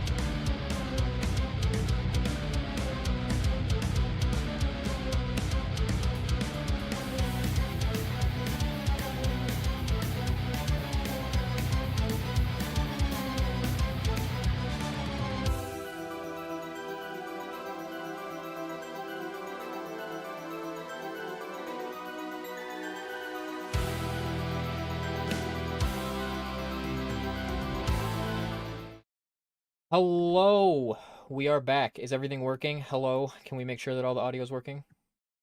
Let's double Everything's check. broken. No, everything's Yippee. working. Everyone is here. Everything's fine. All right. Hibiki, this enormous corpse that takes the shape of a dragon begins to rise, and it lets out this low rumble, and then you watch as the bacterial mist that rises off this mound of corpses around it draws in toward it, and it lets out this kind of long droning like mix of like a hiss, and there's even like a bit of a screech in there. This Ooh. very very spooky deathly noise, and it brings all of that kind of mist and bacteria in toward its body, and you watch as it seems to kind of like feed off of the energy that rises from these corpses in a way that your eyes can see. Ooh. Shit. And then it takes a Hmm? slow long, its limb reaches out and strikes the stone in front of it, and it starts to pull itself up and stand. Uh-oh. I assume you God. all heard that noise, right? You heard, I mean, you heard Hibiki shout to you guys. It's not, I don't think you heard the Valhazak vocalizing. It wasn't very loud. Hmm. Is everything okay in there, man? It's the run at me! As I rage. What? Staring at you? Hibiki rages. Hibiki. Okay, here you go, buddy. Oh my god. Oh I no! haven't seen you in a while. Alone with the Valhazak. Hibiki, you're gonna roll initiative. Oh shit, okay. Oh shit, I buried his character sheet. Oof. Oh god! Mr. I Valhazak. forgot the long rest. There we go.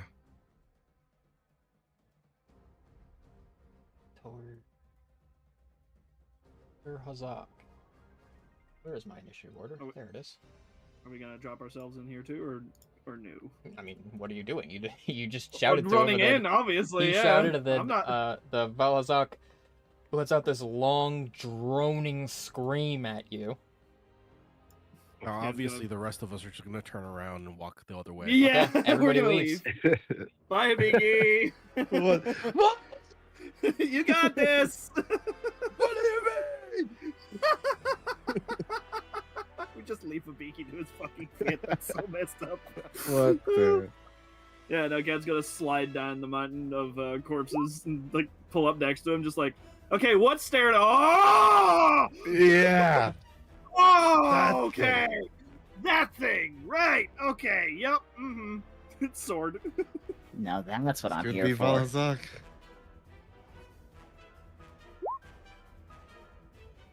That's terrifying. That's Valhazak. Yeah, I Of figured. course it is. I figured. The creature, like, the wings spread wide, and it lets out another screech, and then the head kind of raises and peers around all over. And Genzai, you can feel it draws energy from the space around it. And when it ceases, the head lowers and the body draws in, and then it lets out this kind of like rumbling drone, and then it begins to absorb energy again. It's still feeding, guys. But why? I don't know. Well, I mean, it kind of looks like a corpse. Maybe it needs more energy than most. It obviously feels threatened by our presence, but it shouldn't need to absorb that much energy. Unless it realized something's coming. Oh boy. Or it's playing tug of war on the dragon vein. Oh no.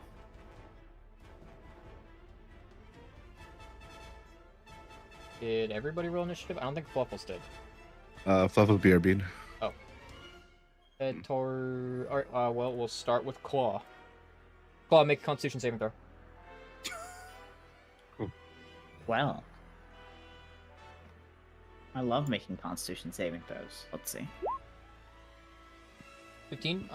You are fine. 19. 19. Okay, yeah. You save against the effluvium. Okay. Now that I've done that, what will I do? Balzac way too far away.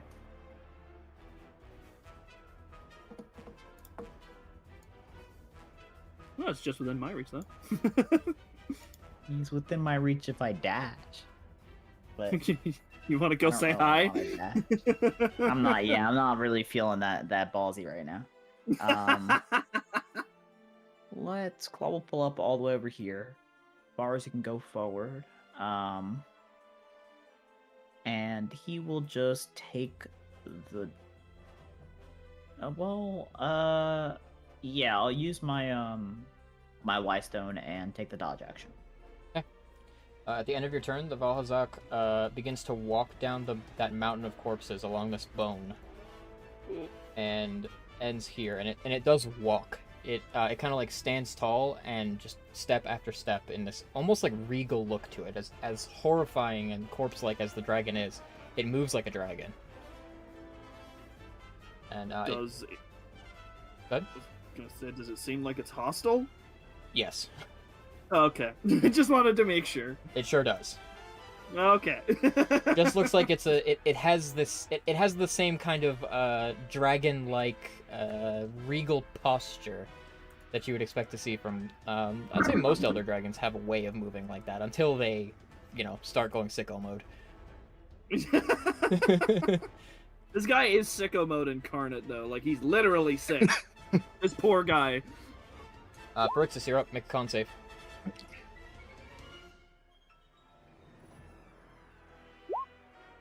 '23. You're fine. You save against the effluvium.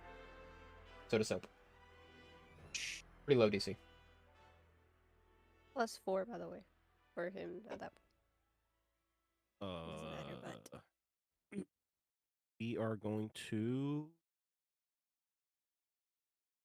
I suppose we'll just try to do.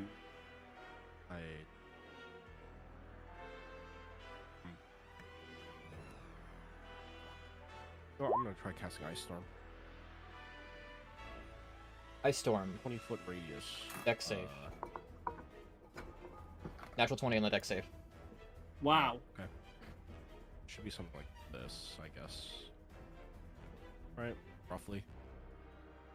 It's a little big, but It takes... And it is... Yeah, it's not immune to anything here, so it takes... Draw it. Give it 13 points. Something like that. Your ice storm kind of like hails down from over its head, and the wings rise up like this disgusting fleshy curtain. It looks like rotten flesh, like rather than membrane, and kind of guard the body from getting hit by most of it. Oh, like right here. And then I will use my bonus action to. Guess we'll go for an edict, so that I can give some temp hit points and some extra damage. 4, 5, 6, 21 temp hit points. Okay, and then Soap will run up and attack. There he goes. He'll run up next to Claw for a round of swings. Wow. So that's that plus 4d10 plus 10d6. Oh, wow. Or 46. 6. Holy. God damn, Soap! I'll use my reaction to chuck my spear. Okay.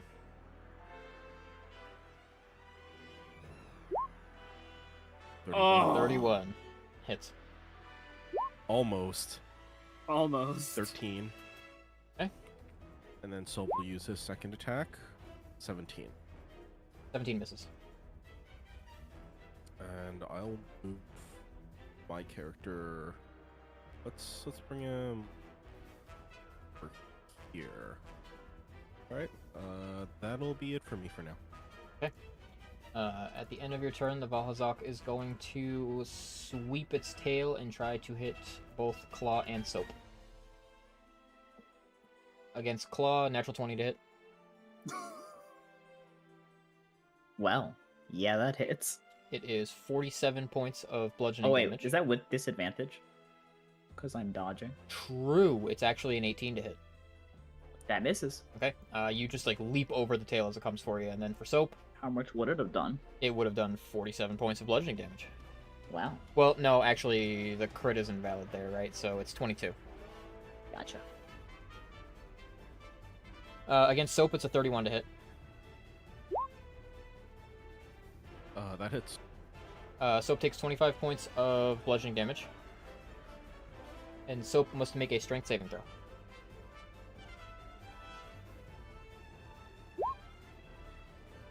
The shoe is on the other foot as Soap is knocked prone Ow. by the swing of the tail. It is Sia's turn.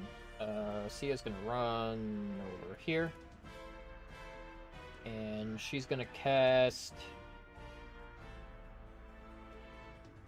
maybe she will cast Fireball.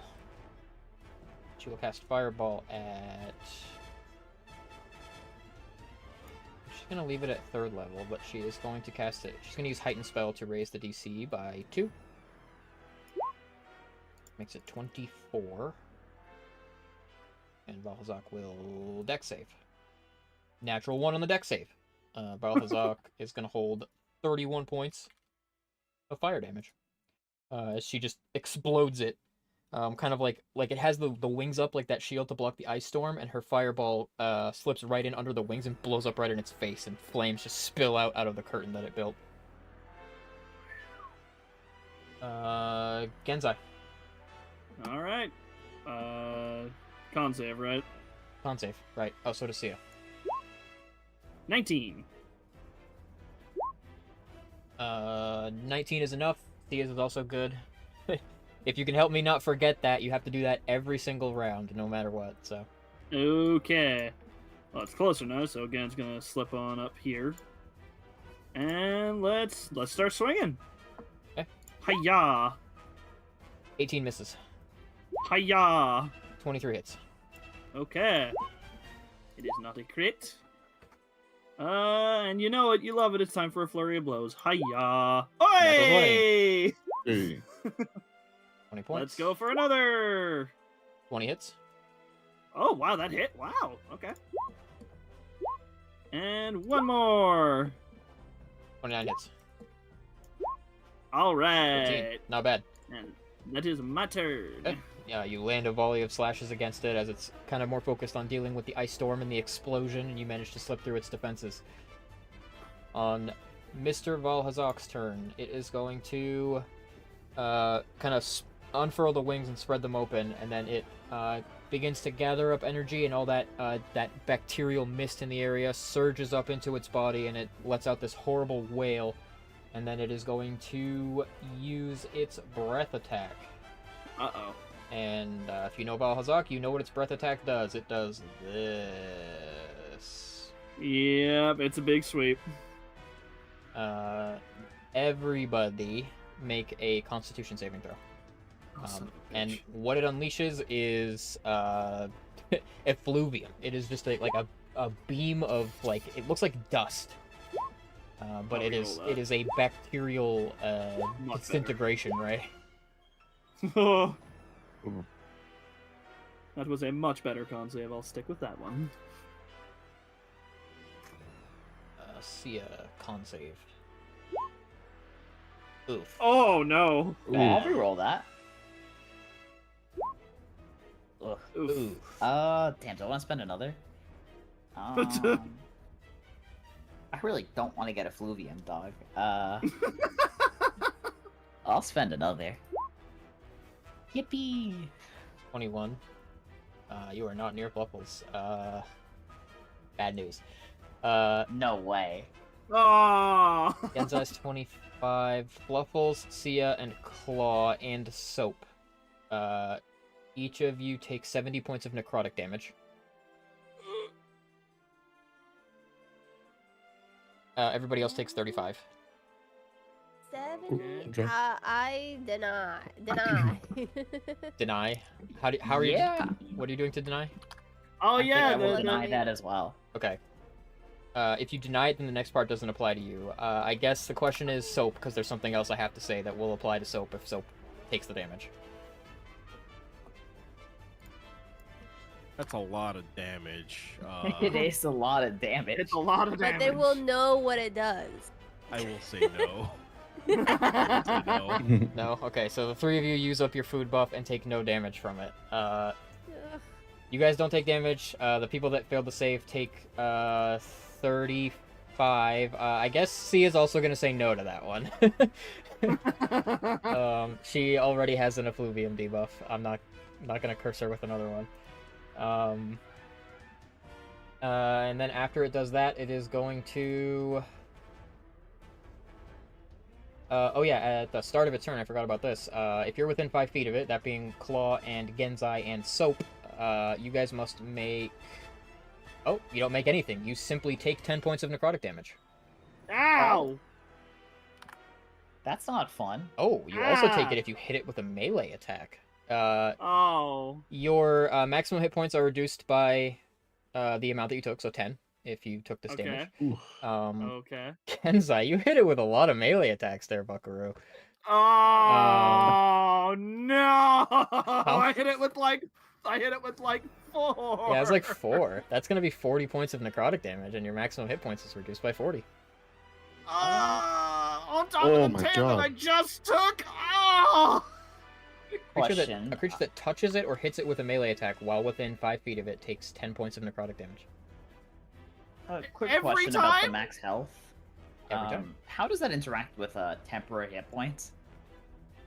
It doesn't Do I really. take 10 and then lose 10 of my Oh maximum my health? god, I didn't think of that. That's like taking 20 points.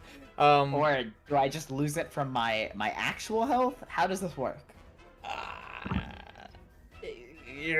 I don't. So here's the thing. I don't want to curse you with a monster that can deal true damage through your temporary hit points, but in not doing that, you do take 20 points of damage. So I'm gonna say that what benefits you more. It has to damage your temporary hit points and reduce your maximum hit points. Alright, so I take the 20. It has to. That sucks. I didn't even think of that. So I'm down I- to... This sucks. Okay. I'm almost dead already. I'll say that, Fuck. but if you like fall to 0 hit points, you can stay up with temporary hit points in this case, I guess. Like that's one thing I can imagine that would help you here. Star, I also have a very pressing question. So I have to hit it with a melee attack, correct? And this happens? I'm gonna give you the exact wording so you can play around it. Uh-huh. A creature that touches the Valhazak or hits it with a melee attack while within 5 feet of it takes 10 necrotic damage. That's all I needed to know. I am getting the fuck away from this thing. So fast. So you do have to be within 5 feet of it when you melee attack it to take the damage. Yep, okay, that's all I needed to know. Guess I'm swapping to ranged mode for the rest of this fight. Anyway, it's attacking now. Genzai, Oh, fuck! Yeah? 23 to hit you. Oh, it just barely hits too, yeah. 26 points of piercing damage. I'm gonna deflect that fucking attack, cause I'm almost dead already. No, I say no to that. You do. And I'll spend a key point and fuck it. Oh, no, I shouldn't. No, wait, hang on. Nope, Nope, I'm not taking another 10 points of damage. No. Nope. I'm just gonna take the no damage and live with it. Claw. 15 to hit. That misses. One more against Claw. 32 to hit. That does hit. How much would the first one have done? 22. Alright. This one does 16. Slashing damage. Alright. And then I think he moveth this way. Now he doesn't do that upright walk anymore. He actually like does like leaping, galloping sprints over here. Hibiki. All right. Con With save. my rage, all right. You're fine. 22. All right. With my rage, I'm gonna activate my hammer, and I am just gonna run up here and just do like a jump and swing at its head. I'm gonna use my axe form, and I'm gonna use reckless. Are you up? 25 hits. All right. Does the 22 hit? 22 does hit. Yeah, that's max damage. Oh. Right. This much. Okay. You take 10 points of necrotic damage, and your maximum hit points are reduced by 10. Oh. Shit. And I will use my sword form. Fuck it. I'm gonna use the brutal strike, and I'm going to push him 15 feet to the east. And I'm also gonna use staggering blow, so disadvantage on saving throws. Okay. Yep. Yeah, that's also well, you forgo advantage, right? So Yep. Yep, that much. And then plus And 5. 27. And a D10 from a brutal strike. 12. Oh, 12. Yeah, it's Oh. 12. Disregard then. No, you don't roll 12. Yeah, I know. 8. 8. You said that was sword form, right? So there's power files in there too? Power files included, yes. Oh. It's 12 and push him 15 feet to not the east, sorry, the east. To the east. Like this much. Yep. You Yep. take 10 points of necrotic damage, and your maximum hit points are reduced by 10. Alright. And I'm just gonna chase up and I'm just gonna stay there. That's it. Okay. Top of the round. If your maximum hit points are reduced by 10 or more, raise your hand. Hello. Hello. Hello. Hibiki, you are cursed. You gain disadvantage on strength checks and saving throws. Okay. Genzai, you are cursed. Oh. Claw, you are cursed. You both gain disadvantage on dexterity checks and saving throws. So Oh. should That counts also on my be attack cursed, rolls, I right? believe. Yes. An attack roll is a strength or dexterity check, so yes. Yeah. Oh, I am eating a fucking nullberry the second it becomes my turn. Soap would get strength. Disadvantage on strength checks and saving throws.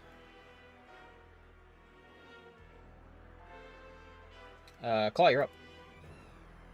All right. Oh, Fluffles. My turn. Oh. Okay. Let me see. I made a promise to you last time, and I didn't fulfill it, by the way.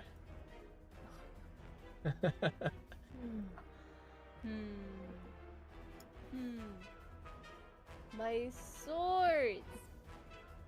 Okay. I will cast Twin Paddle. And how far is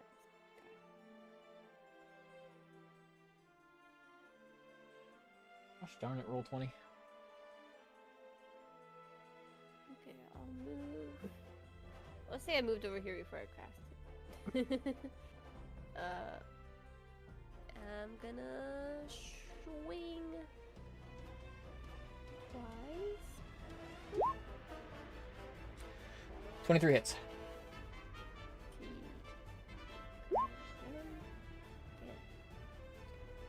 Okay. You have to make a con save, by the way, I forgot. This is not. Oh, isn't okay. Melee. You do this at the start of your turn for breathing the effluvium. Oh, okay, cool. 11. You take 3 points of necrotic damage, and your maximum hit points are reduced by 3. We're down to 3. This place stinks. Radiant. Literally. You can roll a d8. Add that to radiant damage. Little bro is weak to it. 5. And when you do that, some of the like aura of effluvium that surrounds the creature breaks away from it. It's weak to radiant.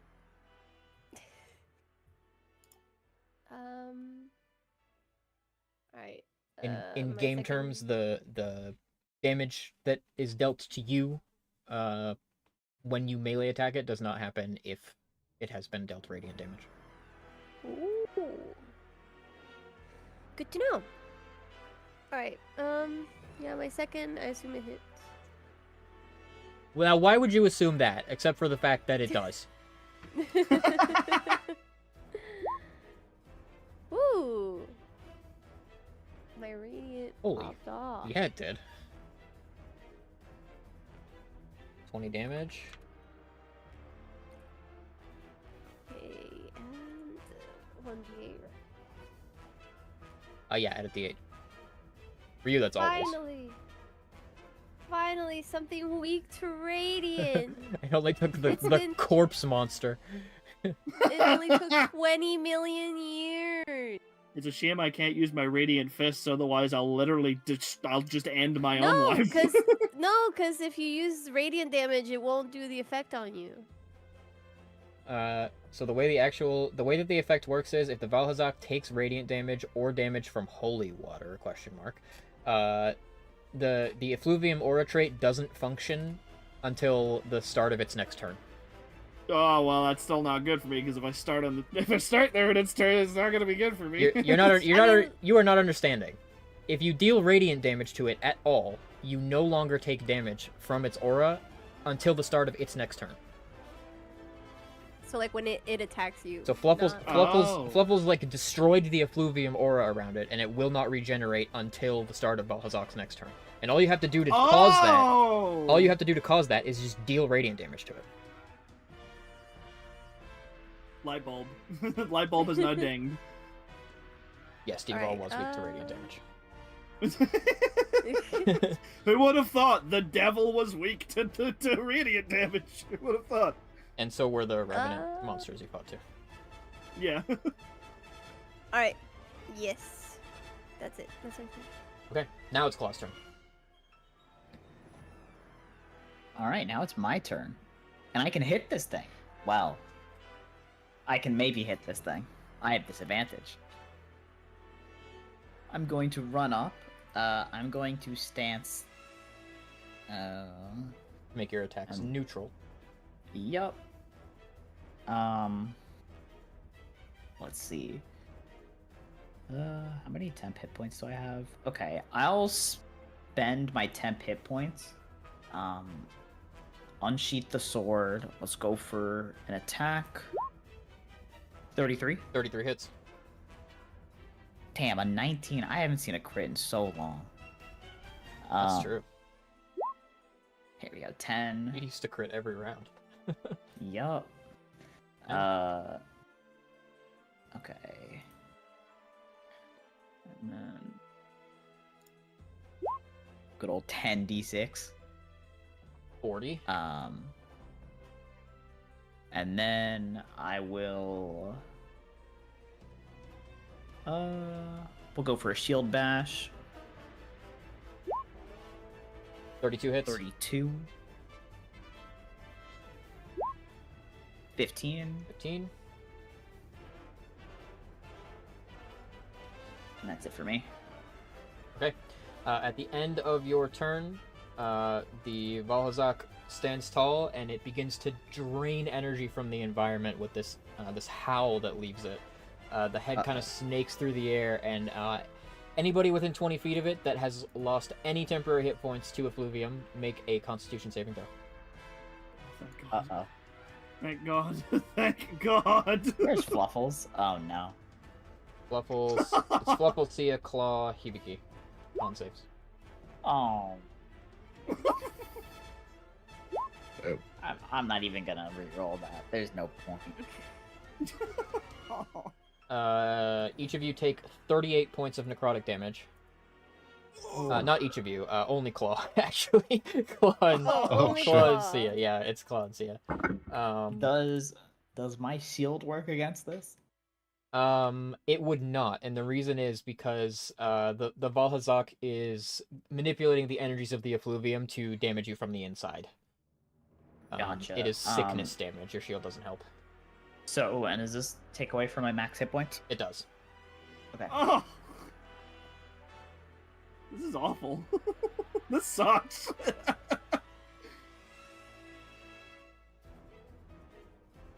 And then it will be Fergus' turn.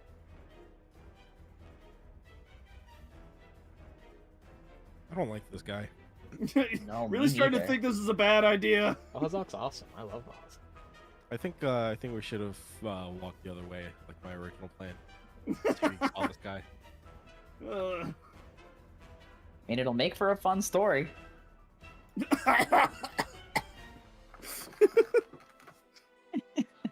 So the thing it does is now turned off, right? The like damage reflect it does. Yeah. Yeah, for right now. Let's see. This isn't even there's a tempered and an arch tempered Valhazak, by the way. Oh. We will do the thing where I get on Soap's back, and then we're gonna run up and go for a round of swings. I'm gonna use my action to cast an imbue strike on myself and copy it on Soap. Okay. And then I'll use my bonus action to take a potion. I love the image of like juicing your attack with imbued strike and then just pounding a potion. Watch this potion. I'll be with you in one. Just give me a second. Like it's like in Fire One Emblem, moment. like critting a potion heal. And we will go for a round of swings. That'll be an attack from Soap. Oh wow. Okay. Yep, definitely hits. Soap is not playing games today. And that gives him a disadvantage too. Oh. That's 2d10 plus. We've oh, never done that sorry. before. Wait, what? What? Were you aware of this? Soap slasher feat when Soap hits a Oh, creature. it often does not happen, so I completely forgot about it. But I didn't wrote it know that. down there just in case it happens. It But happened. Yeah, apparently. Yeah, it does happen. He's disadvantaged on attack rolls until his next turn. Wow. That's huge. 52. Holy. Versus, why are you a crit machine today? Let's go. No, it's not me. It's Soap. Actually, it is Soap. Yeah, wait. That should have happened last round, too. Soap crit both rounds. That's true. That's true. But I forgot about it. So, well, we'll just run with it. It's fine. I will use my reaction to attack with my spear. 30 hits. 30. 16, and then I also get my imbue strike on that. Not a big fan of the government. 6. And then Soap go for a second attack. 15 misses. misses. Yep. And I think that should be it for now. Okay. On Sia's turn. What spells did you give Sia?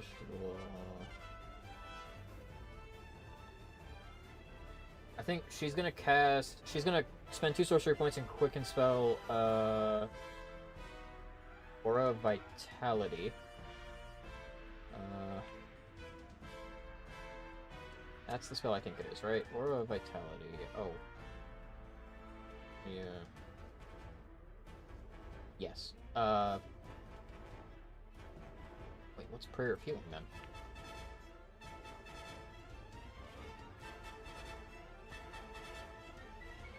just an AoE heal. What the hell is the D&D spell that maximizes healing? I thought one of these was that spell. Isn't that like Beacon of Hope or something? Or... Yeah, I think you're right. Yeah, that spell is based as hell. I thought it's so good. I thought she was getting that one. She's gonna cast that. Can you upcast Aura of Vitality? You can't. Okay. And then she will use her action to cast Lesser Restoration. She's gonna run over to Genzai and cast it on you first. She's gonna she'll spend more sorcery points and twin spell that, cast Lesser Restoration on herself and you. So your maximum hit points are restored. Oh. But you don't regain any hit points. Okay, am I still cursed? No. The curse is also lifted from you. Yes! And her as well. Thanks. Yeah, I can't do that forever, but... No, but that's what the null berries are for. This place sucks! It definitely sucks, but, I've never gotten to see a Valhazak before, so... No, I mean, this is great! No, it's an amazing creature. Like, maybe we could sketch it after this is all over, but for now, we gotta focus on not dying. She has her book in her free hand. She kind of like stealthily closes it and puts it behind her back. She was definitely like already sketching it between rounds. Gan's like, listen, I appreciate it. I'd be doing the same thing, but right now, life or death situation. Life or death. Genzai, your turn. Gonna spend 3 key points, so I'm resistant to all damage except force real quick. I'm gonna do that real quick. And then it's time for a super flash, baby! Okay. Please.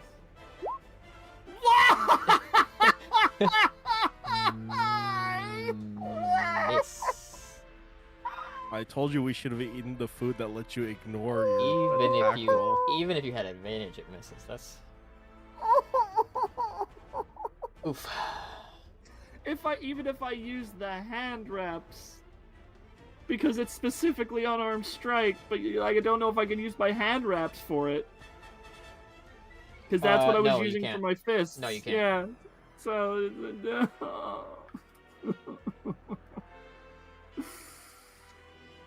Okay.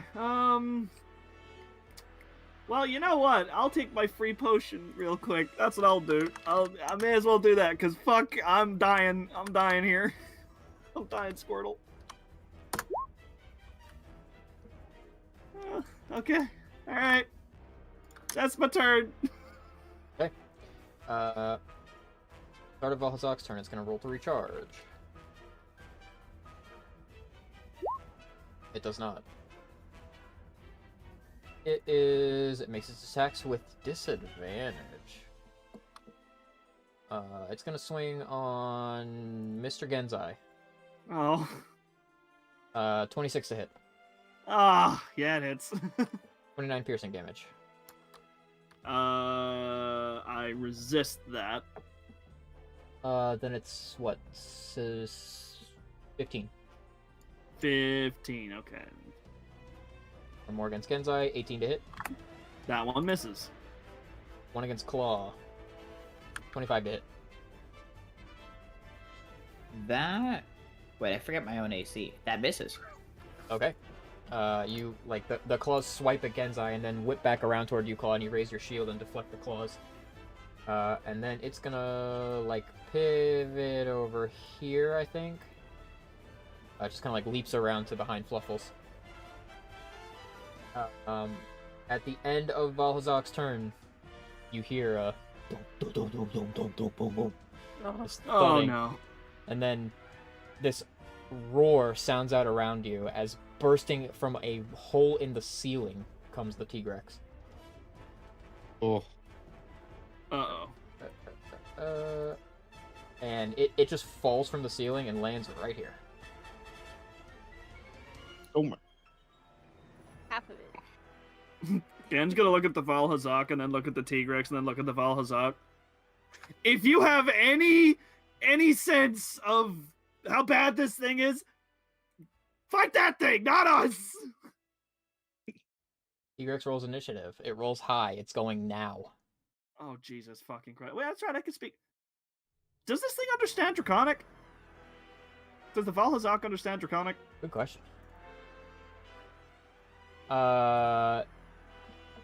You spoke that to it, and like the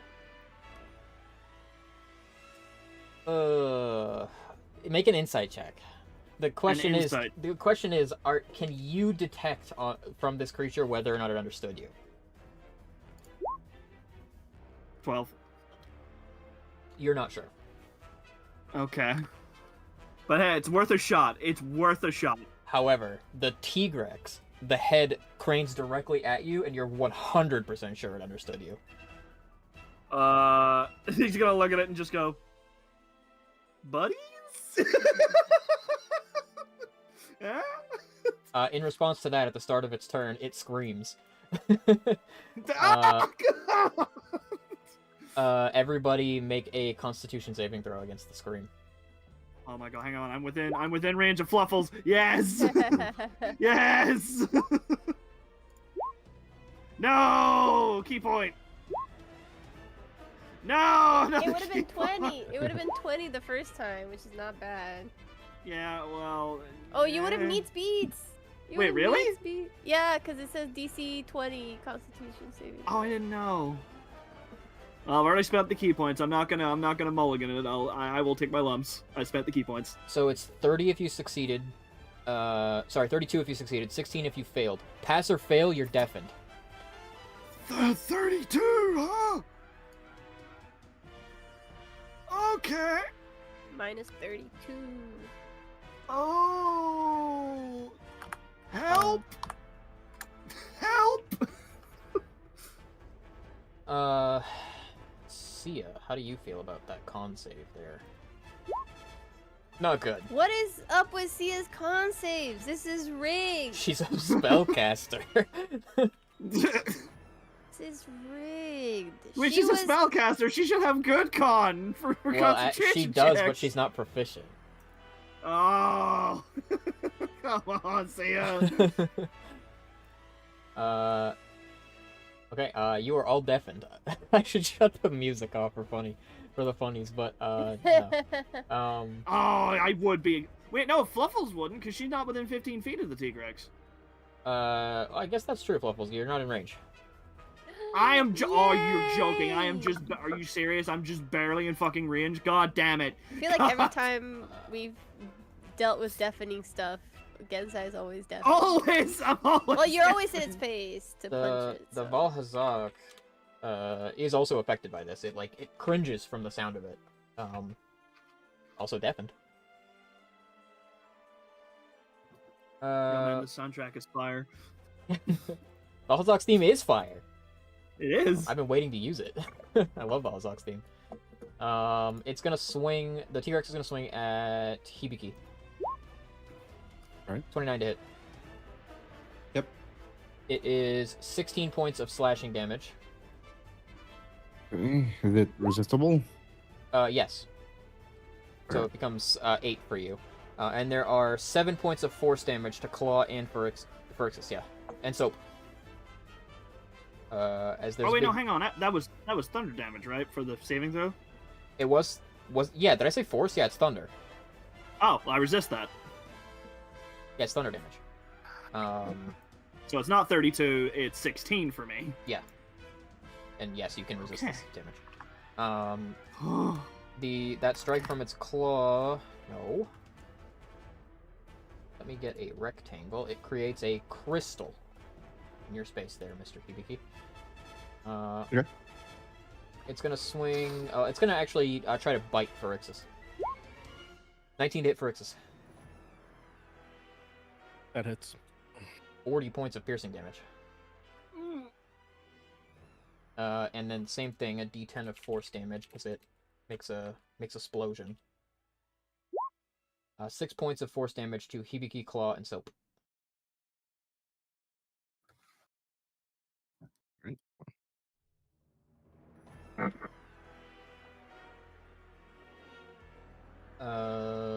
Does Tigrex do anything else?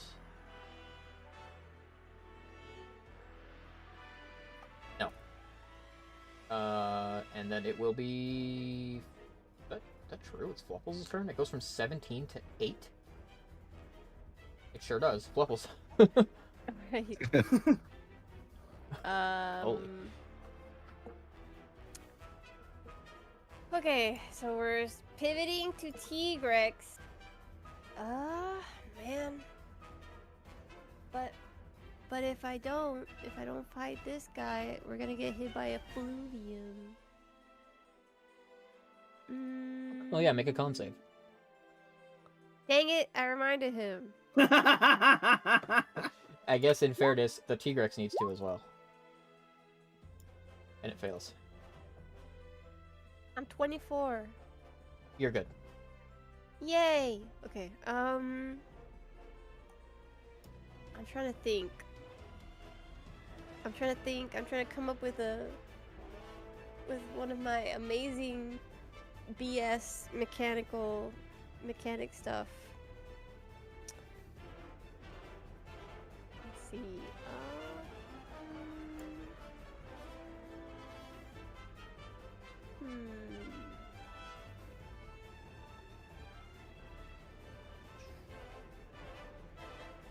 Do I still have cleansing touch, by the way? What is that? It's a paladin thing. Beginning at 14th level. Hold on, can I put this in the chat? Alright, nothing. Yeah. I'm still a paladin, so like. Yeah, I is that guess just a it's base fine. paladin thing? Yeah. Okay, so this could this deal with the Fluvium as well? What's the wording? It says... end I one... guess it's a spell. To end one spell on yourself.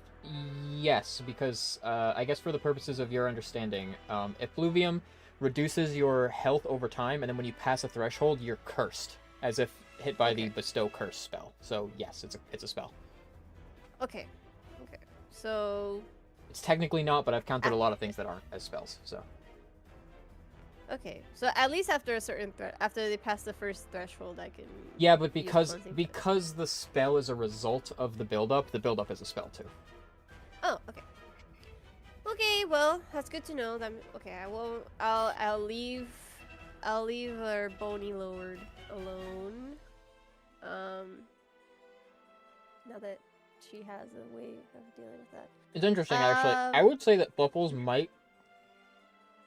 You might kind of recognize Valhazak from the stuff that the Bloody Maw talked about. You've probably heard of this creature before. I feel like... As a matter of fact, I'm pretty sure I told you. I feel like in the past you've asked me, like, what did they teach me? And I described Valhazak to you. Well, he's a friend now. That's her friend. He smells really bad, but it's okay. Okay, she's going to...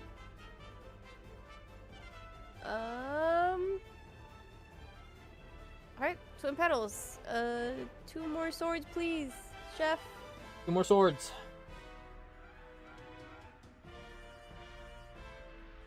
And I'm going to swing 4 times against the Tigrex. Where's my thing? Ooh. Miss against T-Rex. Miss. Oh, dang it. Oh, dang it. Ah, dang it. Oh. Wait, you're not... Wait, you're not adding the +3 to...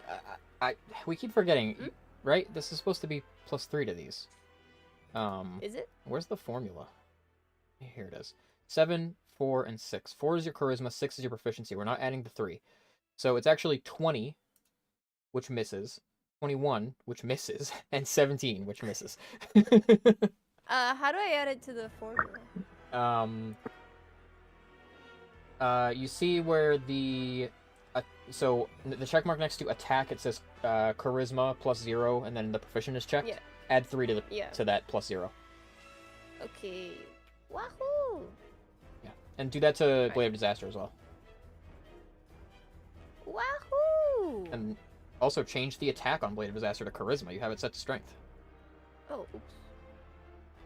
And Where's also, Wahoo! there's more. There's more. Open that again. In the damage, it says 4d12 plus strength. Change that to charisma. Wahoo! And then make sure you have that changed in the twin petals. Okay, you do. Okay. Yeah, that is charisma. Okay, okay. That's all fixed. You're gonna do more damage now. You already were doing a lot of damage, but Wahoo! that's gonna help. Wahoo! Okay, one more, one more twin petals. No! All right. All right.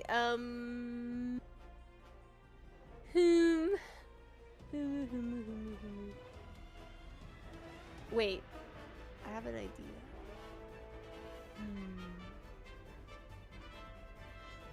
I want to ride. I want to ride this guy. I'll think about it for next one. All right. That's it. That's it. Hibiki. Alright. Am I stuck in the crystal or I can get out? No, you can move. It does not enclose you. It's just like at your feet.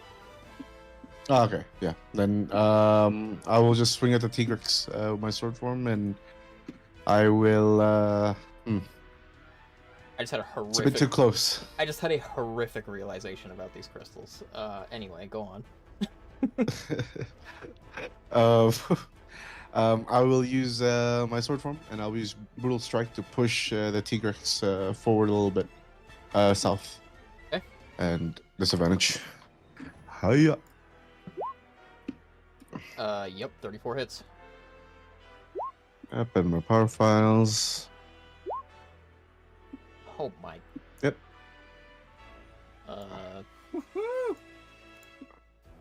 That's a lot of damage. You shove him 15 feet. Yep. Yeah, And he has big shove. I'm just gonna move my way up, and I will hit him again, recklessly. Yeah. Oh, okay, okay. And Holy that's reckless. That's fuck. just max damage. That's just a max damage crit. Oh my god. Oh my goodness. I don't even know how to calculate your max damage crits. Show me the damage. Alright. Okay, it's gonna be 12 plus 12 is 24. Yep. Plus Then plus another then 12 is 3Ds. 36. Plus another 12. Why is it always 12? 48 plus 18. I'm not gonna use my numpad. I'm not gonna mute us. Plus 18. Let's see. I'm bad at math, so I have to do this on the calculator. It's a phone calc. I think using a calculator makes you better at math than people that just give up. True. I use True. a calculator in my job, really. So. You do have to remember how to do the math problem, even if you use the calculator. Okay, so that becomes 66 damage, plus your rage mod is another 5. Mhm. So 71. With a crit, do I get another hit? Yes. Alright. That's also Again. another 18 because his power files get doubled, right? You're so right. That's another 18. So it becomes 89 points of damage. Jesus. That's a little. One more. Ah! Oh my god! Oh my god! Oh jeez. It's gonna be No, yeah, the 23 hits. It's identical. It's another 89 because that's already with all of the subtractions. It's another 89. Oh my Yeah, you fucking God. run forward and you slash the T-Rex once and push it back, and then dash up to it and cut across its face. And as it reels, you bring the blade up, turn it backhanded, and swipe it up the chin of the creature, and just carve 2 heavy slashes into its face. Fuck yeah. Alright, that will be it for me. How much was that total damage in turn? 89 times 2. Whoops. 178, and then the first one was. I don't remember how much the first one did. The first one did 40. 43? Total damage. Oh my god. Fuck it. Who cares? It did like 220-ish damage. Oh Fucking hell. my god! I just clicked 3 buttons, fellas. That's all I Yeah, need. that bullied him. Remember we were talking about Virgil in Marvel vs. Capcom 3? You just like press buttons and shit out damage. Me as fuck. Virgil 2 incoming. Alright, that's it for me. All right. At the top of the round, the Valhazak is going to.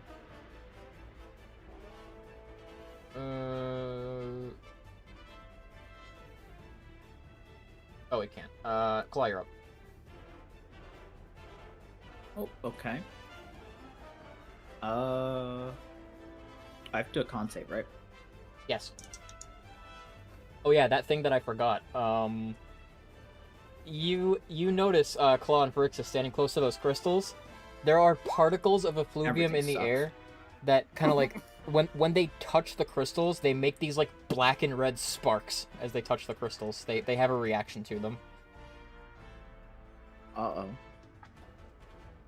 How much do I take for failing this? 3 points. Alright.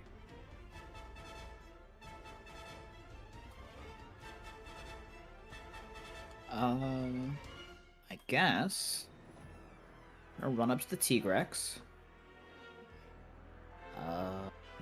Damn, I'm still cursed. You could Who eat an cares? Olberry. I can, but it doesn't matter. I'll stance up. Stance up, shield bash. Oof. Miss on the Tigrex. Okay, I'll reroll that with advantage. Ouch. Oof, miss. Damn, I'm kind of screwed, doesn't it? I'm going to do it again. I'm just going to reroll. Use my last luck point. That 24? hits. Okay. Alright, there we go. 16, and then I'll take the dodge action. That's it for me. Okay. Oh, that was a 22, right? You had disadvantage. It actually misses. But I'm gonna spare you. Sia's gonna use her reaction and use it is equilibriate. She can use her reaction to negate the disadvantage on your attack. So we'll hit. Alright, Phyrexius, you're up.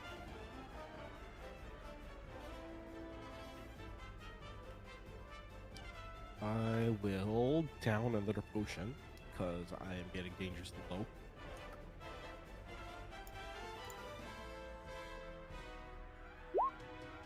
Get 3. That brings me to math is hard. 51. 51. Okay. Let's just say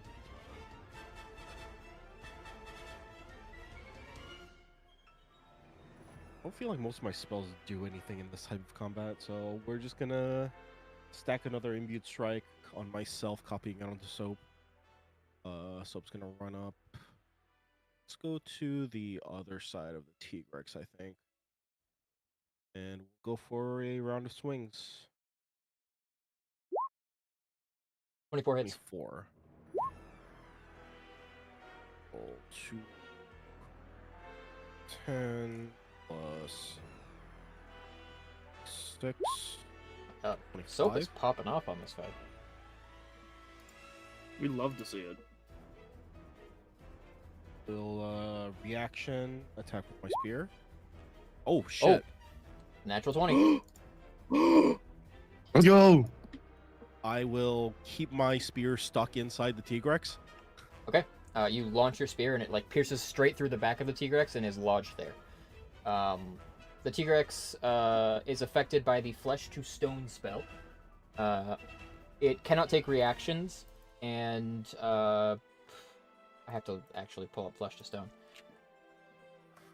because it needs to start to save against it. I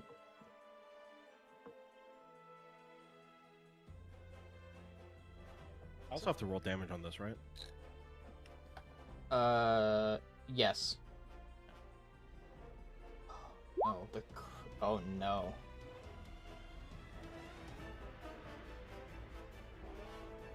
I have the most unfortunate news for you. The Tigrex is a construct. It's And a construct? So, flesh to stone does Oh. not work. Oh. Okay, well, Oh, The one time this lands, oh, damn. oh, Well, oh. that's unfortunate. I guess that teaches you that the Tigrex's creature type is construct. That's heartbreaking. The damage still Well, lands. at least I get the crit damage on it. Yeah, damage lands.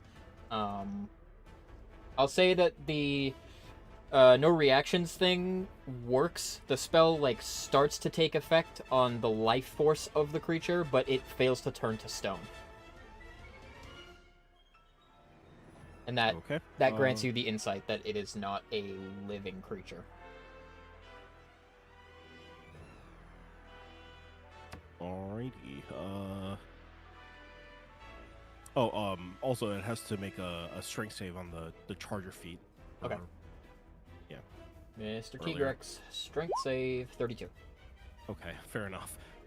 So we'll go for a second attack. 21. 21 misses. That will be. Soap is gonna down his own free pot. 8, 4 plus 8. 29, and that'll be my turn.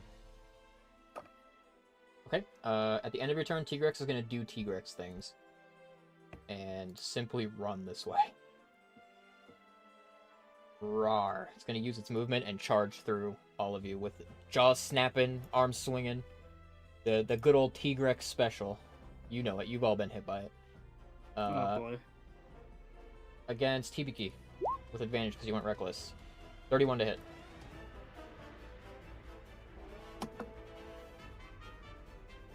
Mr. Yep. Hibiki. Sorry, I was muted. 29 points of piercing damage. Yep. You got yourself a crystal against shit. Mr. Claw. 34 to hit. Not a crit. 34 to hit. That hits. It is 20 points of piercing damage. Ouch. Crystal against Sia. 24 hits. It is 26 points of piercing damage. And it gets a nice little crystal against Fluffles. 29 to hit. It hits. 23 points of piercing damage. Have a crystal. Genzai, would you like a crystal? No. Well, my friend, does a 26 hit you? Yeah. You get 23 points of piercing Yeah. damage and a bonus crystal. Actually, I will say no to your damage via deflect attacks. Actually, because But the heck you, sir. But the bonus you get to keep that. I don't want to keep it. You say no to the damage, but you do keep the bonus crystal. I'll spend a key point and swing at this motherfucker. How dare he? Make a dexterity saving throw, motherfucker. Dexterity saving throw. Ah, 31. Okay, well, he's only taking half damage. Which is still 10 damage. Yeah, just like swift uppercut in the jaw as it goes by, like the block with the sword followed by. That will be what he does. Sia. Sia is going to use her bonus action with Aura of Vitality to heal Phyrexius for 2d6. 5. And then she will probably run over to Phyrexius. Gonna run to you, Phyrexius, and she is going to cast Cure Wounds at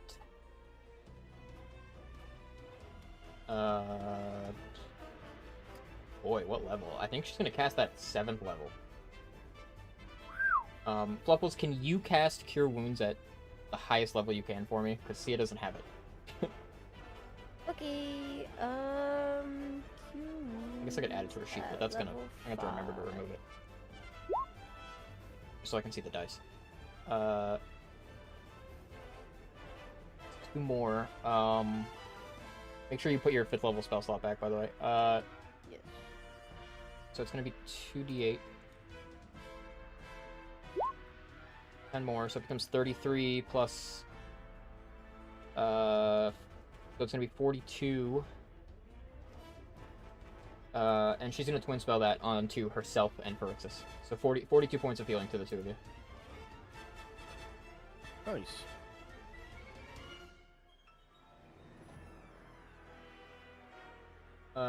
And that is everything Sia can do this turn. Genzai. I shouldn't. But I'm going to anyway. It misses. Yep. Why are my rolls only low when it's my unarmed attack? You need to train your Because unarmed attack. you're too belligerent with it. You need to look for advantage and stuff. It's rare. It's just- rare that I have advantage. Well, why aren't you coordinating with your team? Does anybody have a spell that gives me advantage? Phyrexius has the ability to not get prone. And we saw how well that worked. Someone's gotta have like fairy fire or something. Hibiki used to Oh, have we don't fairy have fire. fairy fire. Yeah, Vicky used to. used to have that. He doesn't I have used it to. anymore. Yeah. All of our utility guys traded their utility for damage. I wonder if Sia. I would say Sia could do it, but Sia's kind of on full healing duty right now, so. Yeah. Look for advantage. Where is it? You need to Be like you me, need to talk get to advantage for Ardius. existing. Yeah, you need to talk to Ardius to get a fairy fire. True. You should item. be asking chat. Chat can help you. Oh yeah, you need to pray to chat. I should call out to chat. Yeah, you have to be like, chat, please, and then wait 15 seconds for the response. So I miss, right? Yes, it misses. Yeah. Well. I mean, there's also I'm gonna fucking cheat here. Mr. Daijikubo Hibiki keeps forgetting that as a bardbarian, I let him keep his bardic inspiration feature that he never uses. I always remember that I'm just a barbarian. I forgot the bard. You still have bardic inspiration, which you can still I always use. forget about it. Hey, Daiji, can I get some burgers, Yes. please? Yes, you may use Now, word to be inspiration. honest with you, I think you have to roll a max roll on his inspiration die in order to get this to hit.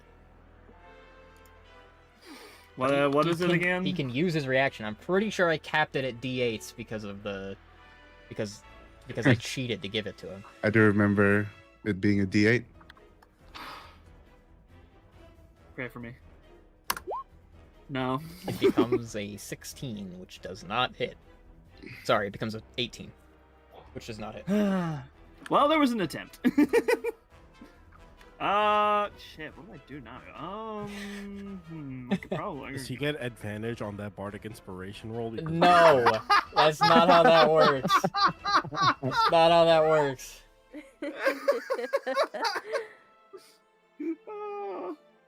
Be really funny though. I'm just trying to think. Do I heal? Do I dodge? Oh man, rock in a hard place. I got a T-Rex on one side and a Valazak on the other. Shit. And it's their turns next, and you're right in the It middle. You know, I'm gonna do something that I rarely ever do. I'm gonna step in the wind and get the fuck out of there. Be fair. I'm just gonna just nope. Just zip over to these guys, just like he's just gonna flash step over and be like, "What's the game plan? What do we do?"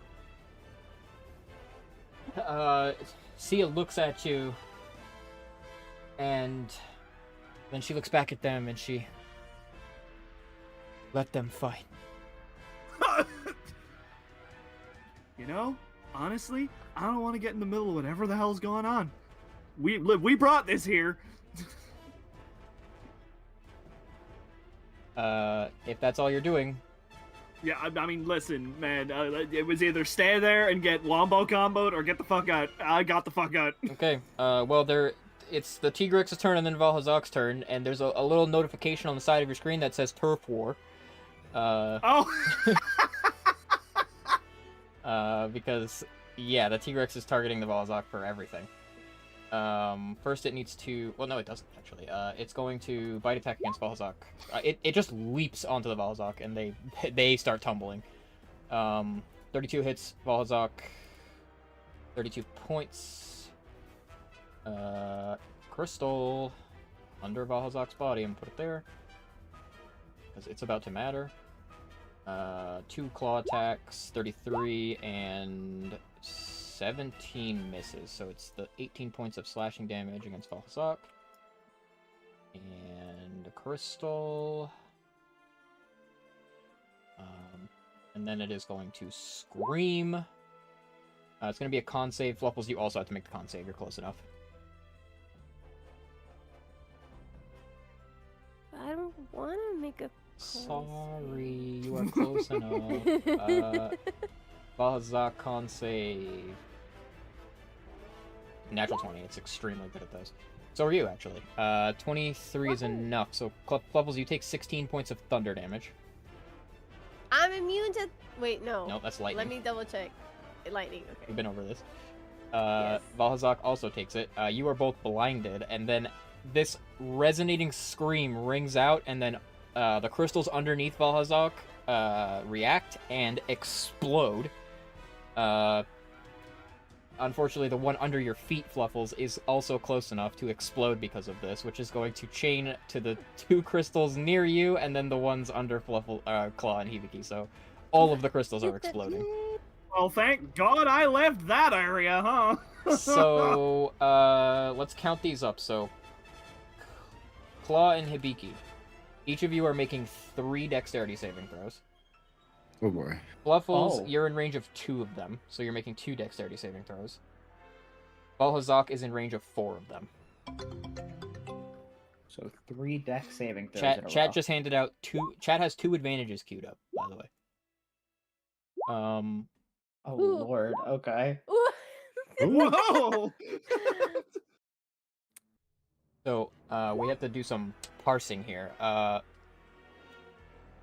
Hibiki already has advantage on dexterity saving throws with danger sense. So Cool. he doesn't need those. What's the Oh, DC wow. on this? I think it's on Tigrex's sheet. Well, Damage to I can't reroll explode. those. DC is 22. Hibiki, fail, fail, fail with advantage on all of them. Mhm. Fluffles, advantage on the first one, it becomes a 15, you fail, you succeed the second one. Claw, Claw, do you have advantage on these? No. You failed all of them. Yikes. So the amount of damage when these explode, it is not negligible. D10. Against Hibiki. 20, 56, 78 points of the damage is thunder. Gotcha. Against Claw. With evasion, you have these, so. Yep. 11,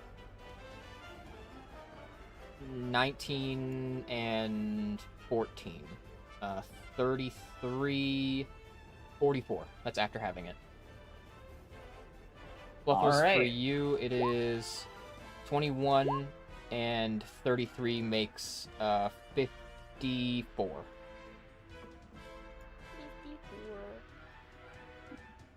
Valhazak now has to save 4 times. 1, fail. Success, DM. success, Fail. Yes. DM.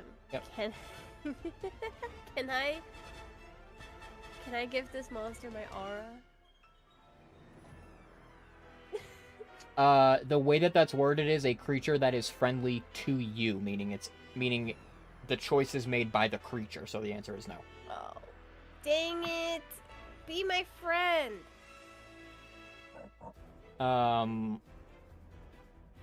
Valhazak is going to take 26. Half of this one. 13 becomes 39. Half of this one is 16 becomes... I'm so bad at math.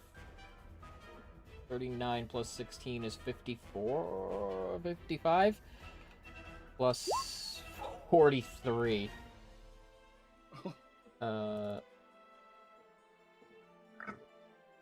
98 points.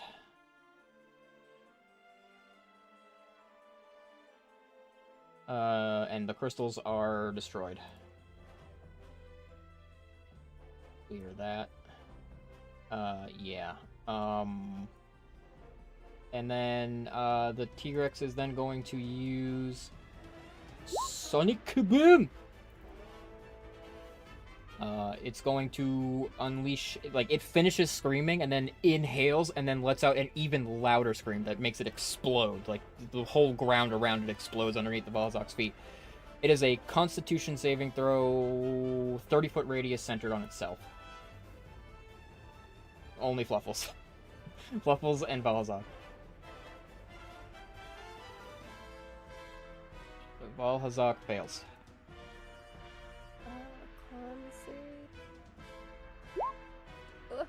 save. You succeed. Okay. 62 points of thunder damage. For you, Fluffles, it's going to be 31. Balhazak takes 62. And on a failed save, you are blown to the edge of the sphere. It's like grappling the Valhazak, and it doesn't stop grappling it, so it's directly underneath it, so it really can't be blown anywhere. And that's the end of the T-Rex's turn. They are still tumbling. Valhazak's gonna fight back. Now that I think of it, T-Rex needed to take a bunch of necrotic damage for that. It takes 20 for the 2 melee attacks that hit. At the start of the T-Rex's turn, it's gonna con save, and it's making contact, so it's just taking some necrotic damage. Where did T-Rex's stat block go? Here it is. Con save 9, so it takes some more necrotic damage. And then Valzak's gonna roll to recharge. 4, it does not.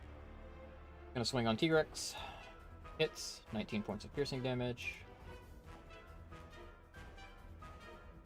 12 points of... 21 misses. And then 25, 17.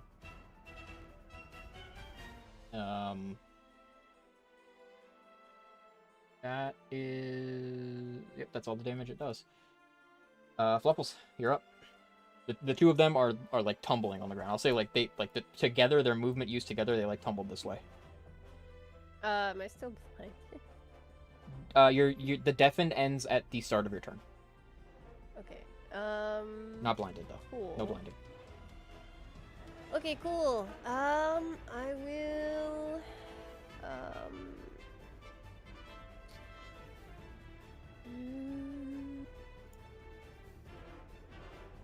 Okay. I'm gonna.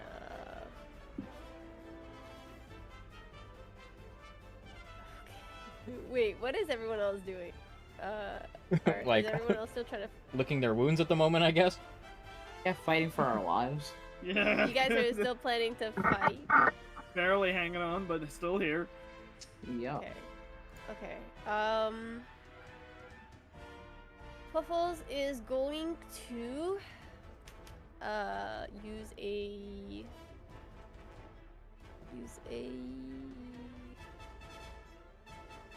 use her action to chug a potion.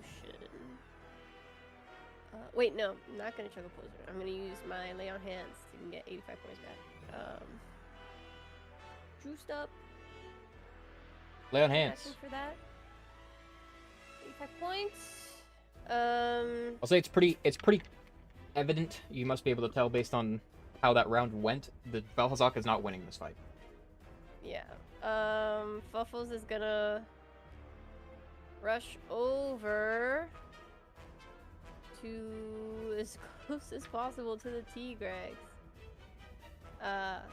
And she's gonna yell to the Valstrax, I'm trying to help you! And she's gonna attack the T-Grex with her bonus action. She's gonna summon a Blade of Disaster. Blade of Disaster. Wahoo! Big Blade of Disaster. And The blade of swing. disaster. Oh, dang. It's not an advantage, I'm afraid. Yeah. Swing. And then again. At least they're hidden. 49 points of force damage, plus 7 points of radiant damage. Does 29 the hits. The Tigris doesn't take the radiant, right? True, it's immune to radiant damage. Yeah. Should have not said anything. Why? Wait, question. Maybe I shouldn't say anything, but does attacking the Tigrex with radiant weaken its effluvium of the effect of effluvium on it? No, the Valhazak has to take radiant damage. Okay, cool. Yeah, my second hit. Does that hit, right? It does. Yeah. To clarify, the Guardian monsters have all been immune to radiant damage. It just so happened that Zerulos was also immune to radiant damage. Oh, okay. Okay. But Doing that. Balsablos was Oh. not. Oh, okay. Okay, that, and then that was my bonus action to lay on hands, and I have my haste action. So, can I summon 2 Blade of Disaster? No, we've been over this. We've been over this. That's your level 20 feat, you can do that. Dang it! I want it now! Okay, I'm gonna attack again with Blade of Disaster. It already swung twice. It only swings twice. I have my haste action, because I fell below half, so I got hasted. How does that work? If you summon a spiritual weapon as a bonus action, it makes an attack as your bonus action, and then you're hasted. Can you swing with spiritual weapon again in that case? Oh, man. Dungeons and Dragons. Can you swing with your spiritual weapon again if you are hasted?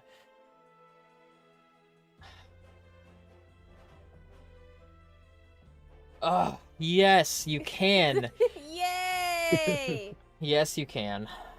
Yay! This But item is the greatest thing ever. But what?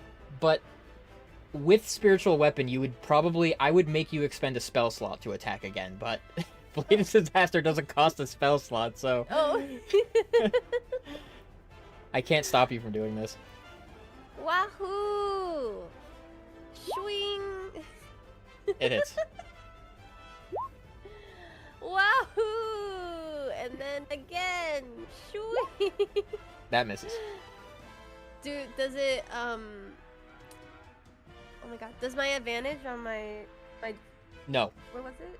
No. that's you lost that. Okay.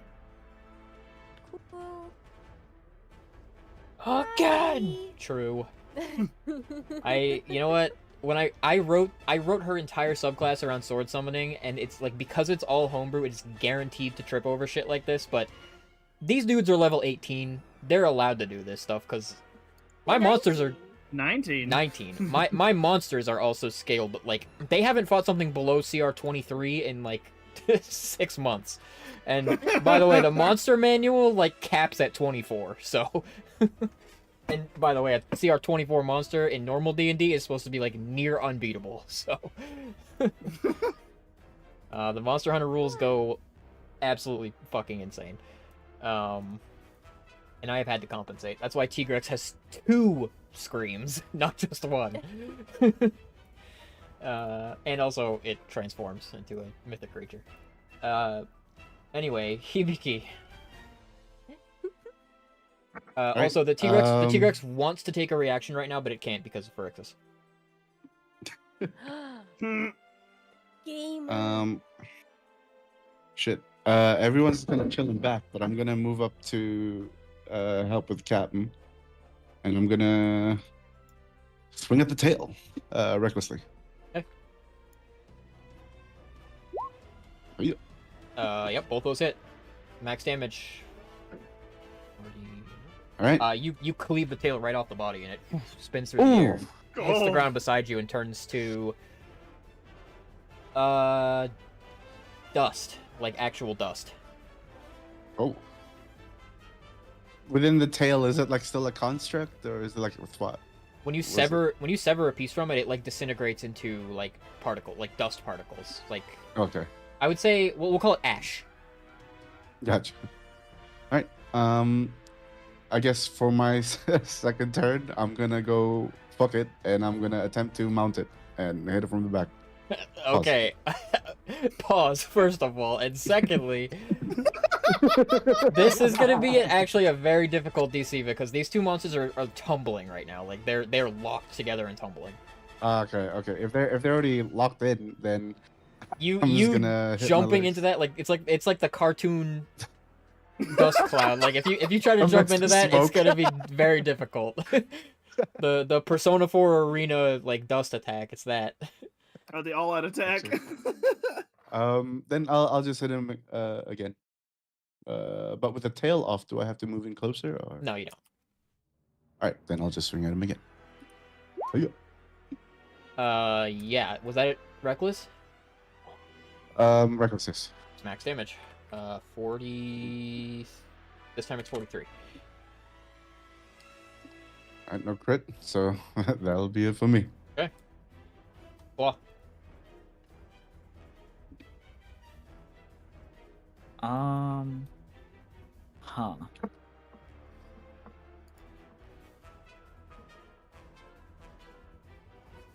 Claw might do the unthinkable here. I think he's gonna take out a potion and heal. Okay, we'll do potion of superior. That's 8d4 plus 8, right? Correct. 8. Oops. 8 d4 plus 8. 24. We'll take those, I guess. Then let me think. I think Claw will. He'll move. Ooh, but I'll be in the roar range if I get close. Surely Fluffle's aura will have him covered. Claw will just move right over here. Actually, no. Claw will stay back. Yeah, that's it. And I'll take the dodge action. Okay. At the end of your turn, they are both going to legendary action. The Tigrex is going to attack Hazak for 33, 28 hits. For 28 points, rather. And it forms a crystal. I think Vol. What are you talking about? Oh, sorry. Doesn't it take like 10 damage? It does. You're right. Shoes on the other foot now. Valhazak is going to try to free itself from the grapple with its legendary action. So it's going to make a strength check. 23 against Tigrex's. Just a regular attack roll. Ooh, meets beats. Valhazak manages to throw the Tigrex down off of its back. Big damage number flies up on screen. Yeah, big damage number. The total damage that each of them took in that tumble. Valhazak's number is way bigger. Yeah. Oh no.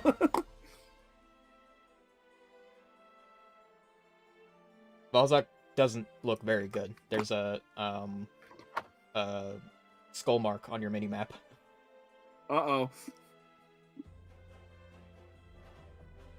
Bertus? He... Oh, hi. Yes. Your turn.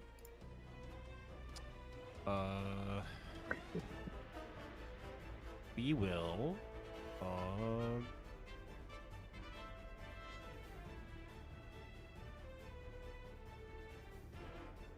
We haven't long rested since the last combat, so I don't have my disintegrate back.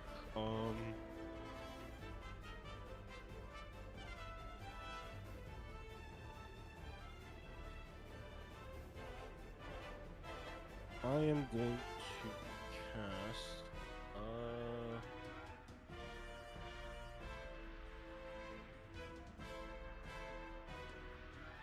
Yeah, I'm gonna cast Soul Leech to get Soap some extra HP. This is gonna go into the T-Rex.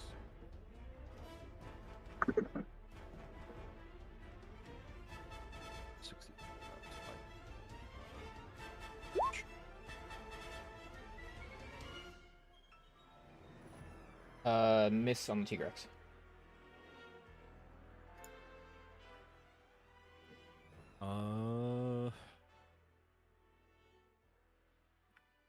I'll just use my bonus action to say transfer vitality at level E, I think. So let's do that at level 3. Oh, I didn't set up the calculator there. Okay, fine.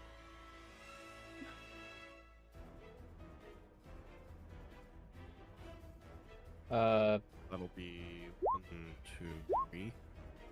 Wow, okay.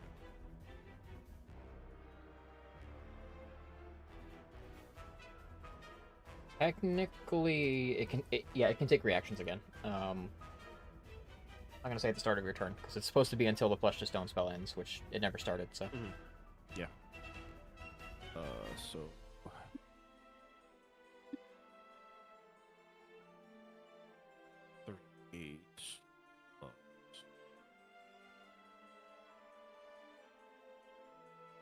Soap's had a decent amount of HP now. I'm gonna hop off of Soap's back, and Soap's just gonna run in and go around this works, I think.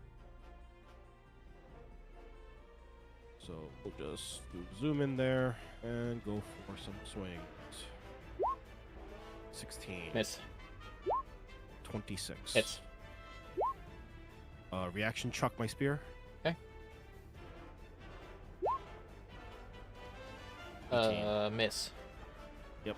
And that'll be. Oh, I get right. Charge of at least. So roll 2d10. 9 extra damage and a strength save. 32 on the strength save. Okay, 9 extra damage. At the end of your turn, T-Rex is going to use its reaction, and it is going to attempt to siphon energy from the Dragon Vein.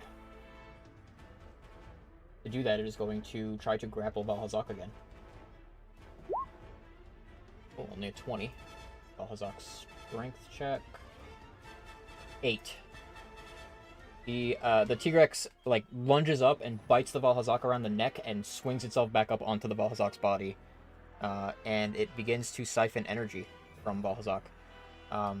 You watch as like it performs that similar feat that the other Guardian monsters did to drain energy from the environment, only it's pulling energy straight out of the Valhazak, and right before your eyes, the T-Rex's tail regrows, and the wounds left on its face from Hibiki's axe all begin to heal, and its body restores itself to its full potential. Valhazak is going to con save against the damage. Rolls very well. 29. It's going to take half damage from this. The energy siphon is going to do... and D10. 30 damage to Valhazak.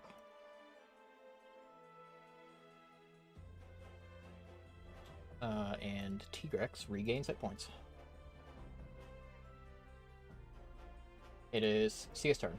Sia is going to use bonus action with Aura of Vitality to restore 2d6 hit points to Genzai. No, yeah, Genzai. 6. I'll take it. That does not seem worth her bonus action at all. The spell sucks. Is Prayer of Healing better?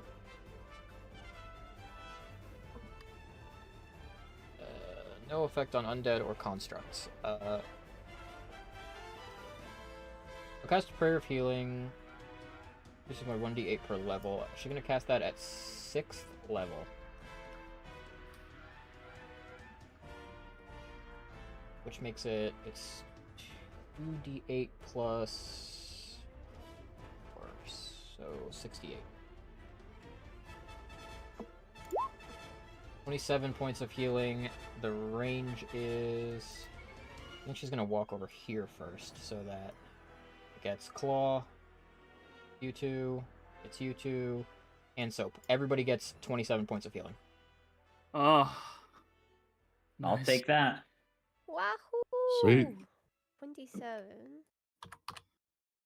I'm gonna take her bonus action back. Genzai, get rid of that 6 points of healing, because that shit sucks. I'm gonna end concentration on that spell. That spell's ass. Okay. Okay.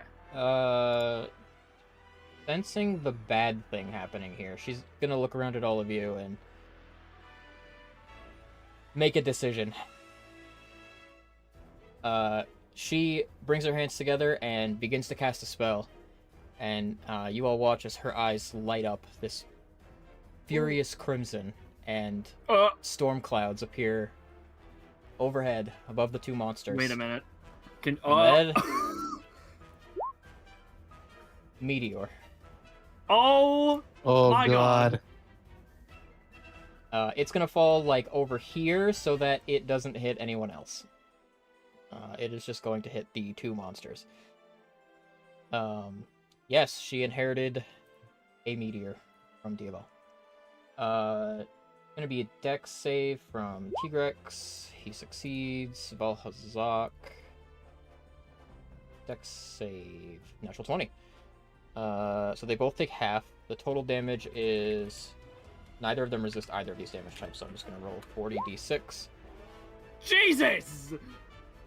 That is what a meteor does. 137 divided by 2 is 60. Nice. 69 points. Nice. Nice. Valhazak is not living that. The meteor hits the ground, and for a moment you're blinded by the explosion going off and surging up and over them, engulfing them in flames.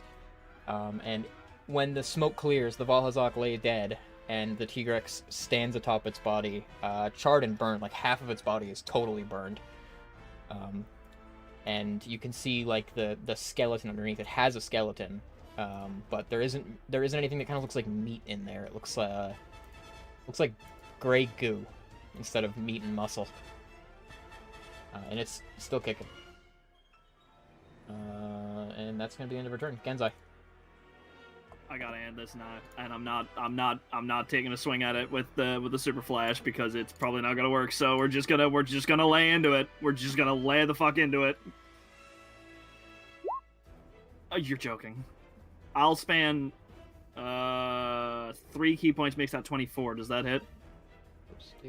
Yes, it hits. Okay. Let's see. Yes. Crits. Give me another D10.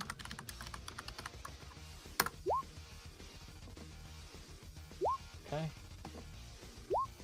Yes. Okay, crits.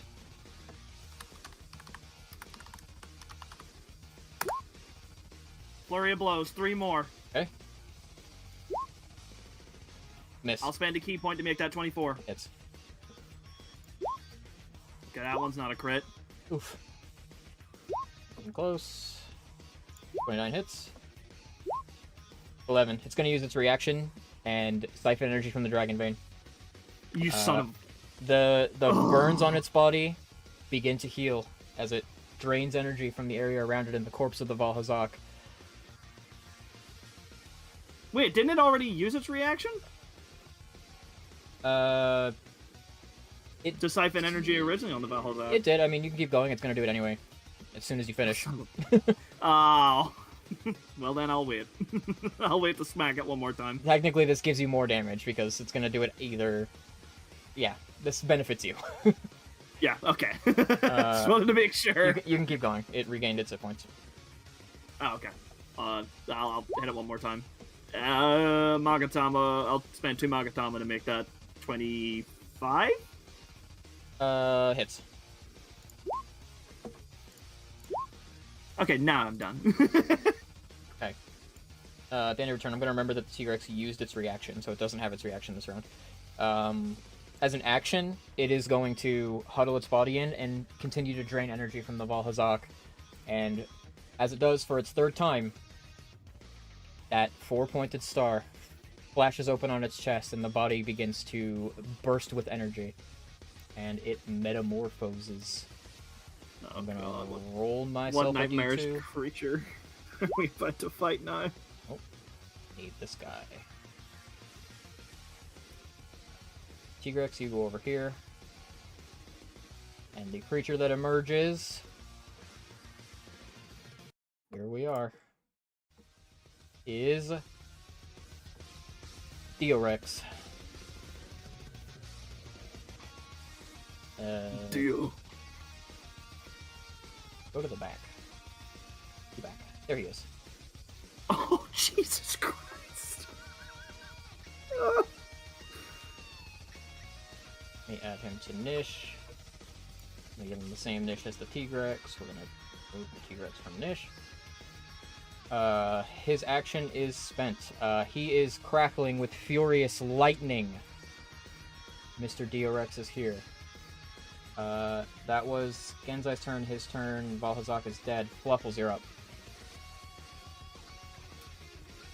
Alright,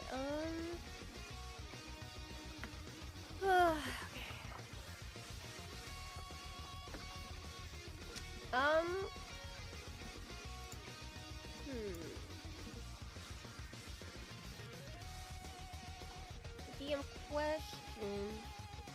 So it killed Valstrax, and Close enough. it transformed. Did it? What? Yes, it's Valhazak. Oh, Valhazak, sorry. Killed Valhazak, and when it transformed, did it like absorb its energy? Like, did Yeah. it eat it? Mm-hmm. Does it remind Fluffles of the Gormagal? Yeah. Rotro. Yeah.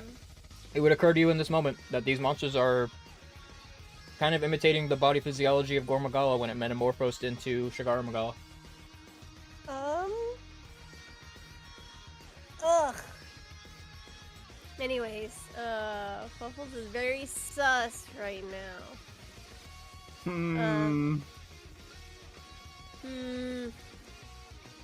I will say, Okay. the dots might connect in your head. Who made Gormagala? Yeah. Not, it wasn't Aodai. Yeah. Aodai is a scholar in the Gormagala arts. The father of Gormagala is consistent with where this thing came from. Yeah. Okay. Right. Fluffle's gonna launch herself over there with her blade. And she's gonna...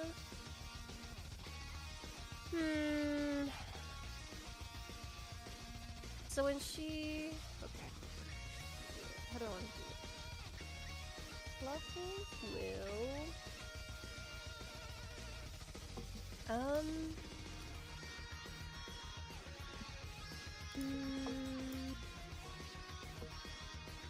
Fluffles will cast Banishing Smite on her blade. Fluffles bladed disaster, then she'll attack with her bonus action.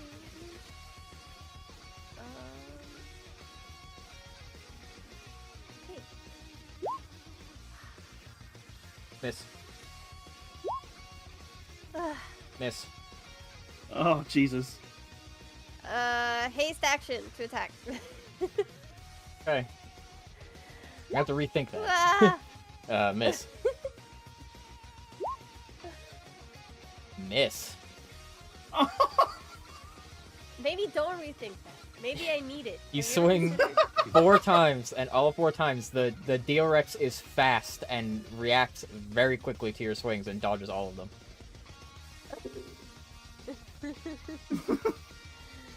Whatever. I guess, yeah, that's all she can do. That's her turn. Okay. Hibiki. Right. I am just gonna move up to this creature and bring at him recklessly. Okay. Oh, yeah. 27 hits, 21 does not. Right.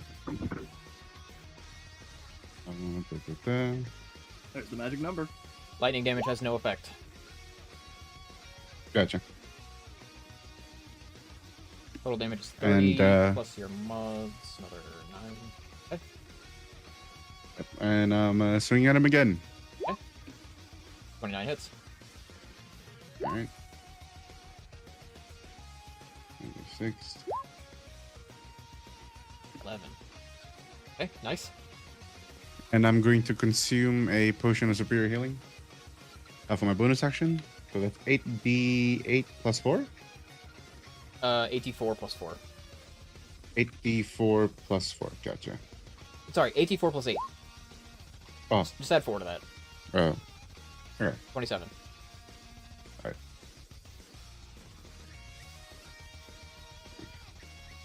Yep, that's it for me. At the end of its turn, it's gonna do Tigrex things. It's going to run over here very fast. Oh, crap. It sprints like in a few short bursts, and everybody in its path is holding an oh no, it's a saving throw. Dex save. Oh, sweet. I'm good at those. Forgot to make it. Who's making the saves? Everybody except Soap and Phrixus. All right.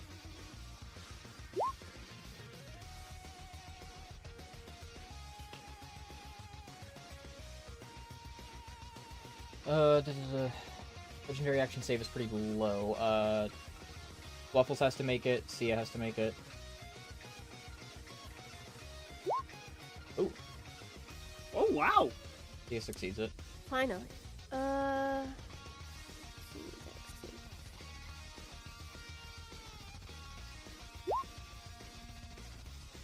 24.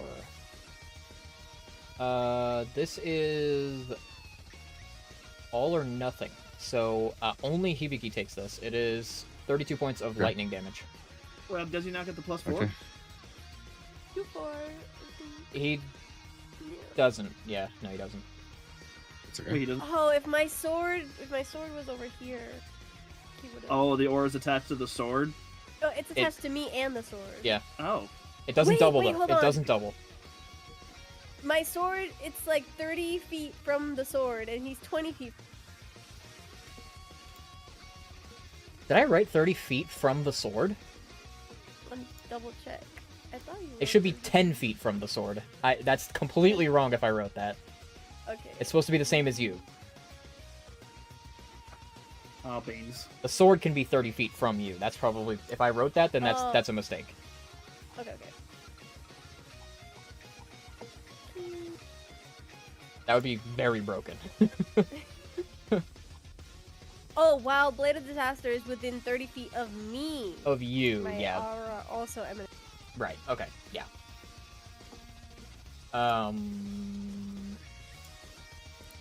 What was so Hibiki? Yeah. So Hibiki, it is 32 points of lightning damage. Yep. Already got it. Do you resist or are you immune to lightning damage? I don't think I'm only fire. Okay. Then in that case, it will be Claw's turn. All right.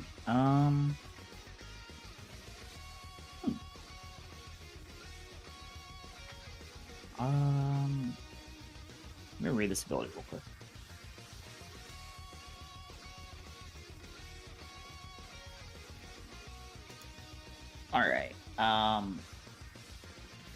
Claw will run up.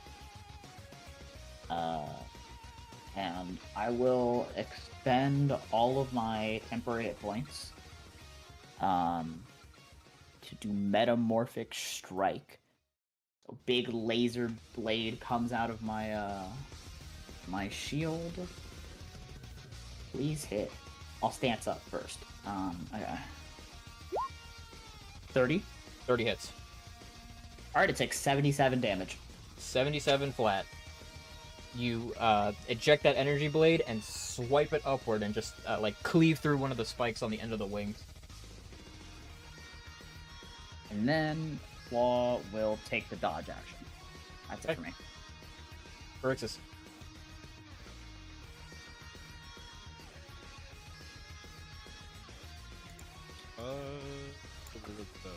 So I think I'm just gonna stack some damage dice here. We're just gonna go for full damage dice and Big Strike into Edict Strike.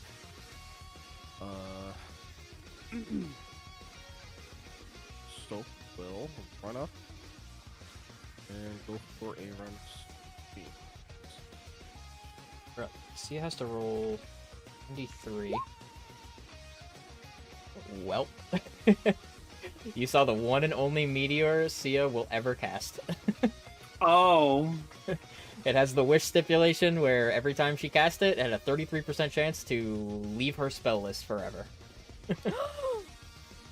No way. It's gone. It's her only meteor. Wow, she used her only meteor here. That's unfortunate. To save us. God, it's a natural one. But you know what? Respect. Second attack. And it's a crit. Oh! Oh my god. What's with Soap and his crits this Soap is OP today. session? Let's go! Someone We has love to to be. see it. Someone has to be OP. 10. So that's gonna be... The dice just choose a person to bless every time, and today it is Soap. It's true. That's 18d6. Oh my god. 70. And then I'll use my reaction to also attack. 17 misses, I'm assuming. Yeah. Yep. Yeah, Soap is not fucking around today. Soap is not fucking around today. I'm gonna hop back onto Soap's back and I'll end my turn there. Rex really wants to use a reaction, but it can't. Also the, what is it, strength save? Strength save. It has advantage. 24. It saves.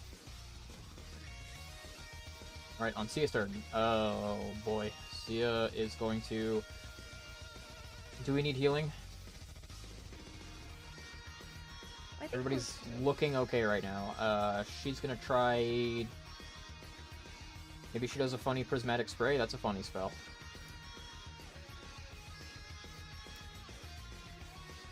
It's a 60-foot cone. She might need to adjust her angle a bit. She can. Yeah, she's gonna go here.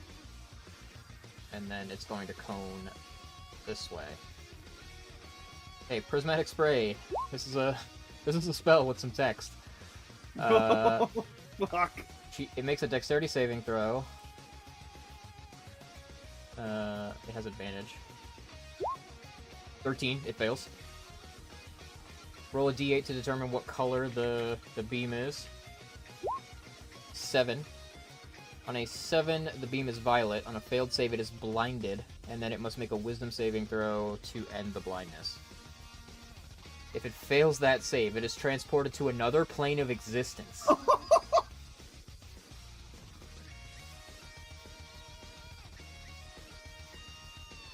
Oh my goodness. Okay, she has a chance. It might get insta-killed here. Oh my god, Sia! Sia with the save, let's go! Do it!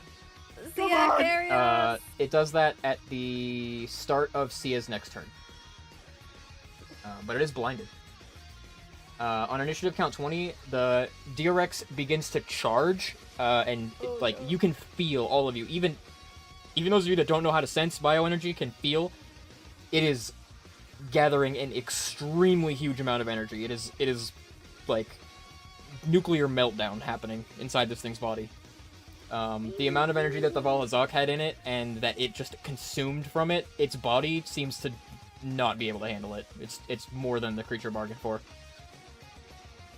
Genzai. Oh, no, it's Diorex's turn. It's higher initiative than you. It's blind. It's blind. Does it have true sight? It does not.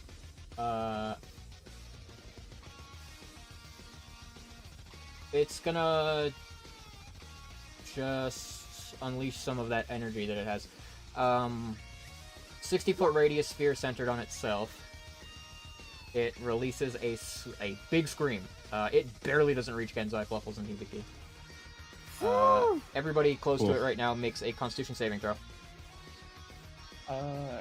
Does my shield work on that? Yes. Let's go. Okay. Well, I'm not gonna pass this, but at least I'll take half damage.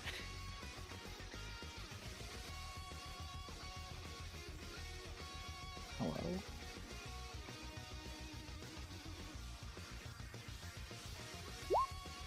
Oh, there we go.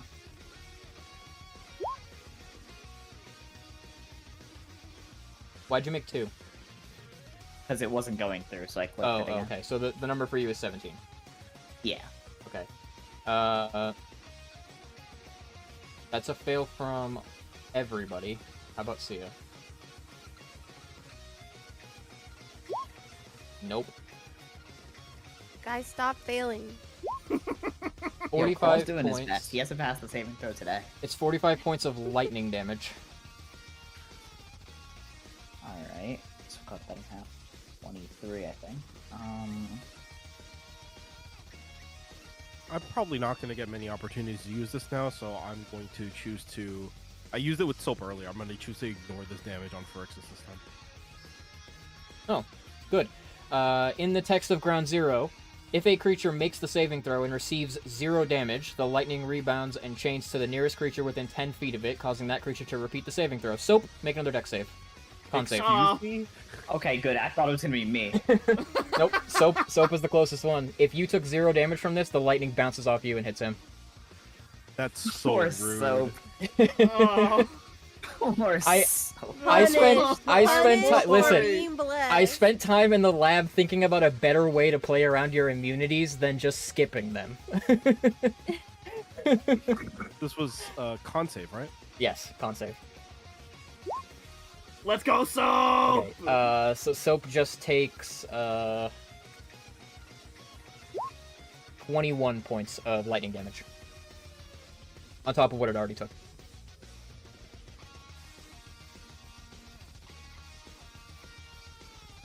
Thank you for the raid.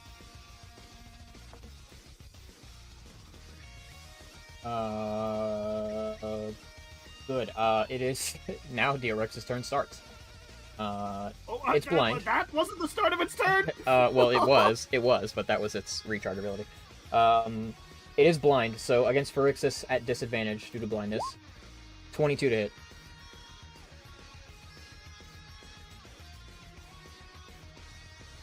Phyrexius. Sorry, I was muted. Yeah, that hits. It's going to be 23 points of lightning damage.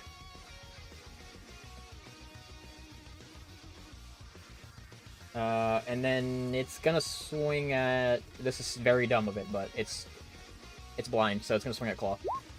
28 to hit Claw. Damn, that hit. 32 points of lightning damage. Wait, actually... I guess I'll expend and cast shield and block that. Okay. You manage to raise your shield and parry the claws as they rake over you and bounce off that energy field. It is blind and therefore not making the smartest decision, so its third attack is going to go against Claw again. Holy, 37 to hit. Whoa! That hits. That's a natural 19, friends. 38 points of lightning damage. 38 points. Damn. Through your shield. And Yep. now you sense how powerful this creature is. Even blind, it is swinging for the fences. Yeah, Claws, he's hanging in there right now. Genzai. Ken's gonna look over at Fluffles. I got a really Yeah? bad idea. What? I'm gonna try and take everything it's got.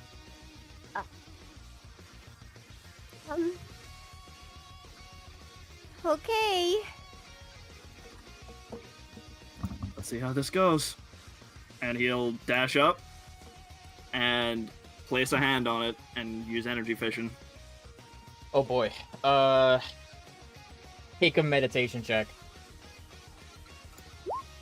That is 23.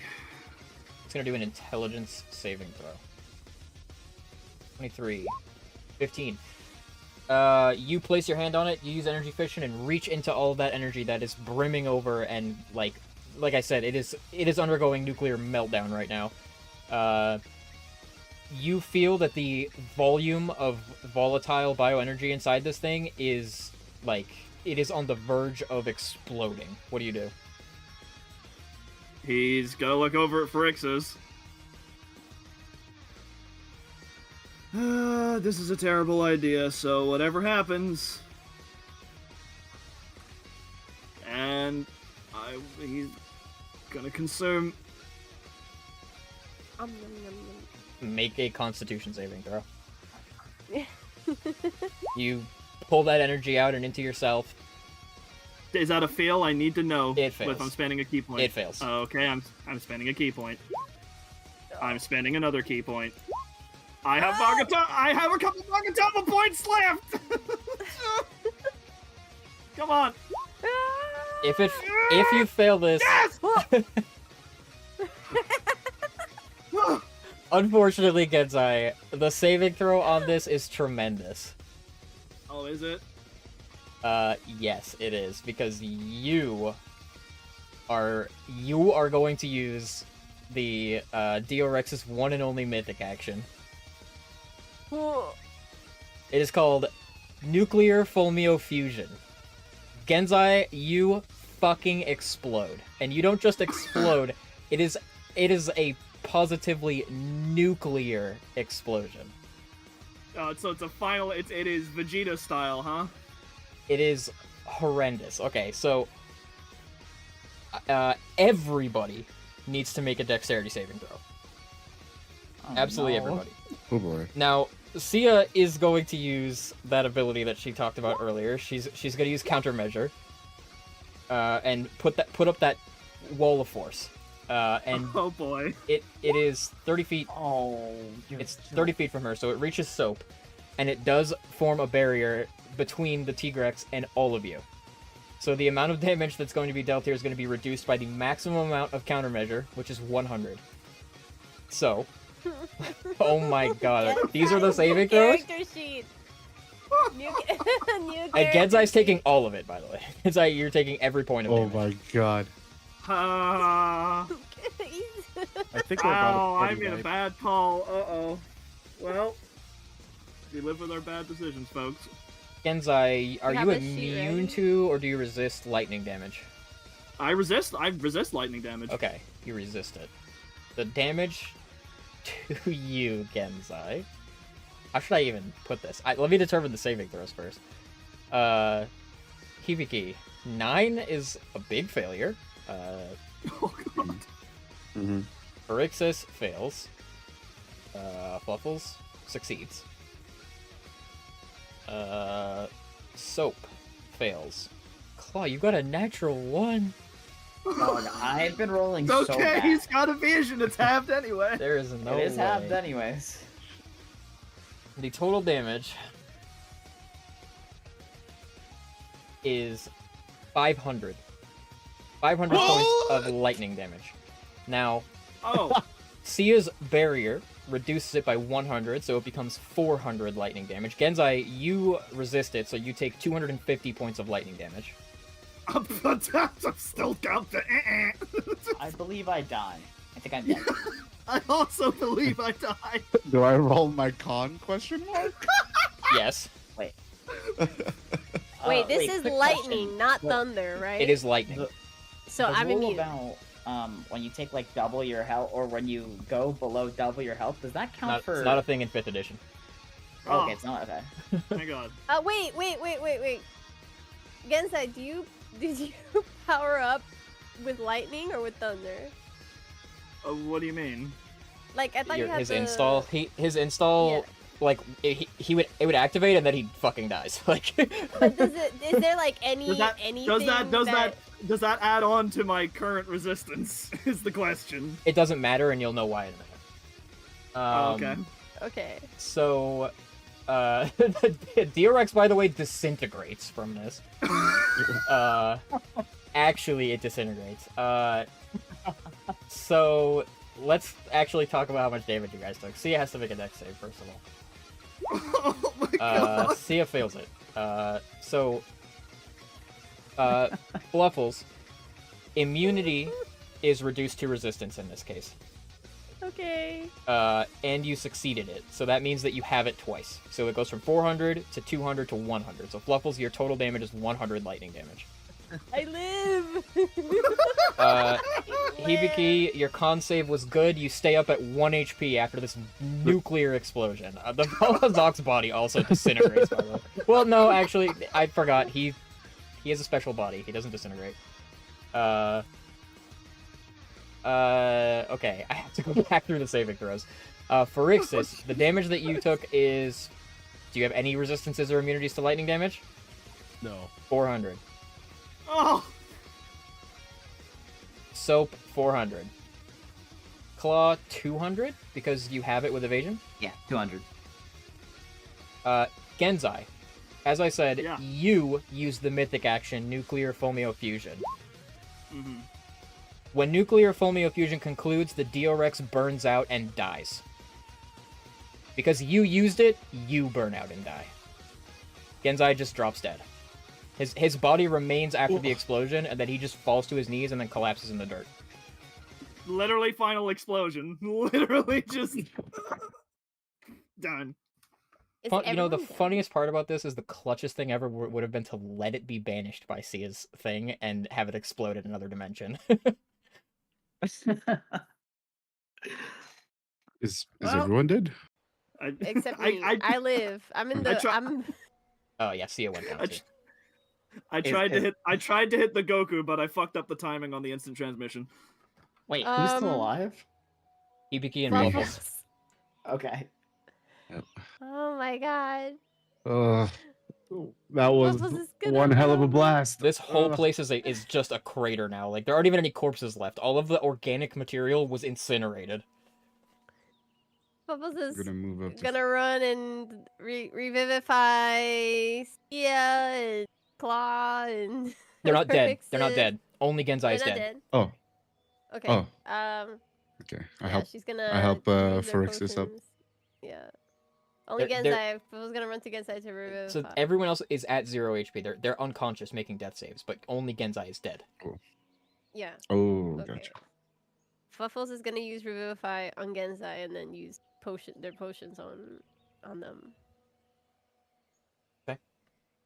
Genzai, you are resurrected with 1 HP.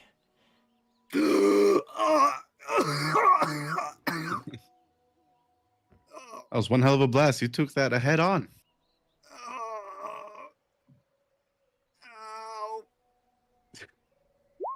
I'm rolling the potion for Sia, I guess. I can't feel anything. Can we stand? Whatever you did, please don't do it again. Yeah, like I said, it was a bad idea. Yeah, But just that was give yourself some probably- time to rest. That was probably coming for us anyway. It had the capacity to do that. He's just lying on the ground. I think I'm just gonna lay here for a minute. Take all the time you need. As Hibiki also just kind of slumps down.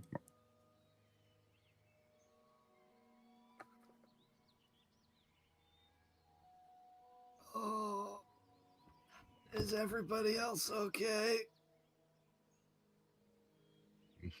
For the most part, I think we've all sustained severe injuries, but I think you're the only one that kicked the bucket.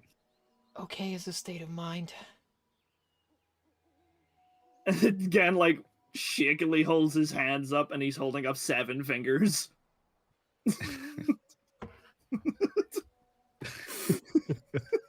Yeah, Still lucky number keeping track. 7. Yeah. I still didn't get my free ice cream, though. Maybe one day. And his hands just drop. Ow.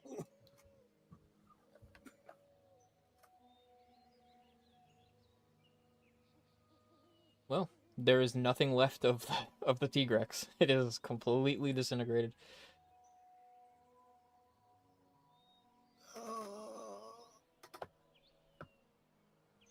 Okay, we're gonna need a Claw. long. Claw. Is he okay? Yeah. Now do you understand why I said we couldn't keep that one? You don't think it'd be cool to keep around? I fucking died again! You know, things happen. We're okay now, though, right? Okay is a state of mind. And I'm A-okay. Claw puts up a thumbs up. Battered, bruised, and singed.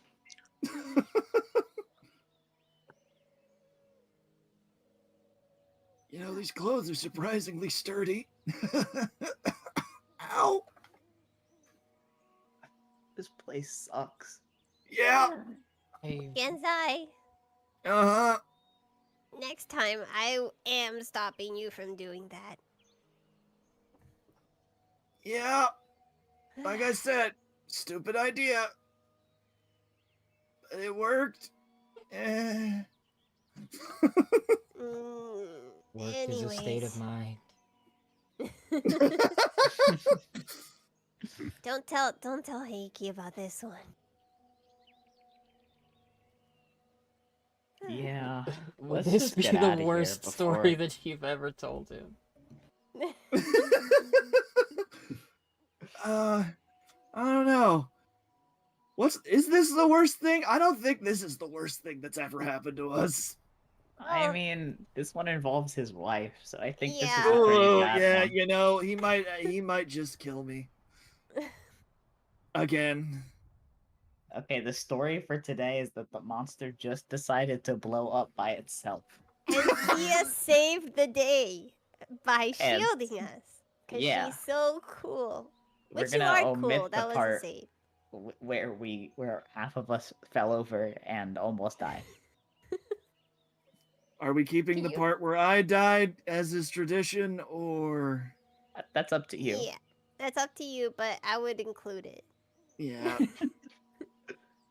yeah. For Still once, have no... for once, this is completely warranted, and I understand. You did do it to yourself. Yeah, like I said, stupid idea. It's okay. It was pretty cool, Genzai. Yeah. You know you should You tell gotta that teach story me too. how to explode like that. You should tell Tori about that. Oh yeah, Tori will get a really big kick out of me blowing up. No, but if we tell Tori, then she'll definitely tell Heiki. She would have really liked it if you caught that one. Yeah. Maybe it's for the I'm best that we sure. did it. Yeah, Genzai, Yeah. you gotta see if you can do that again, and then teach me how to do it. I don't want to blow up anymore. I don't want to blow up anymore. Ow. Okay, but think about it, okay? And Claw's gonna walk over to the Volazok. Okay, Ibiki doesn't die, okay? What if he blows up with that ability and What do you mean I then don't die? stays alive? Because, What do you mean I don't die? you know, you always stay alive on like a little bit of health. Yeah, because Yeah, I'm it's like stubborn. if your health was like a little bar that was green, it would have one sliver. I think That's how I feel right now. I think the rules as written on that one kind of skip the green bar. Yeah, that Oh, one that's definitely felt like a, if you do this, you just die, no questions asked type thing. Aw. Okay, well, Let's see if we at can least- carve this Valhazak. yeah. Yeah, that's the thing you guys do sometimes. We haven't had the chance.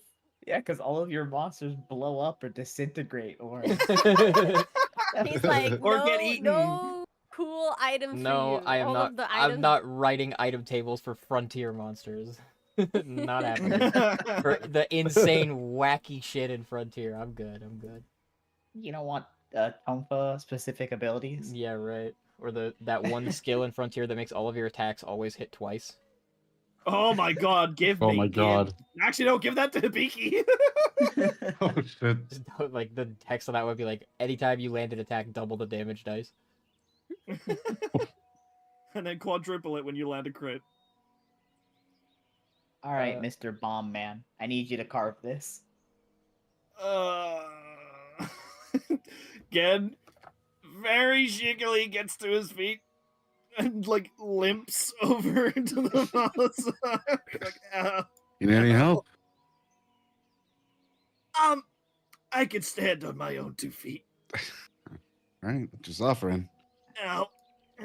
No, it's fine. It's fine. I deserve this. It was my stupid idea. He pulls out his knife and starts to carve. Okay. That's gonna be. Balazaka is 6 carves. Survival checks with the knife. Oh! 29. Oh! Natural 20. Where the fuck were these when we needed them, huh? Yeah, that makes more sense. 15. Yeah, okay. 15. Yeah. 15. I literally burned Can all my key Fluffles points, so I help? can't even do my. Did you? Yeah, Captain. You want? Is there like a spot you want me to like? Yeah, I'll help. Yeah. With assistance, you get advantage on 1. 19. Unfortunately. That's 4, We got 2. 4 fails, yeah. We got 2. 4 Elder Dragon Bloods.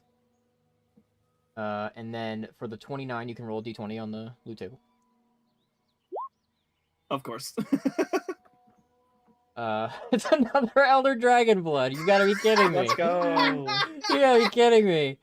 Okay. Feast or famine. Alright. The last one is you roll 2 d20s on the loot table. You can either add them together or take both items. I think we're adding those together. I think we're adding them together. Wow, this is the worst carving series you guys have ever done. Yep. You get a deceased scale. Armor effect is, while wearing this armor, you get 1d6 hit points every 10 minutes, provided you have at least 1 hit point. If you lose a body part, you will regrow it over 1d6 plus 1 days, as long as you have 1 hit point the whole time. The weapon effect is peak performance. When your hit points are full and you roll a 1 or a 2 on a damage die, you can re-roll the damage die.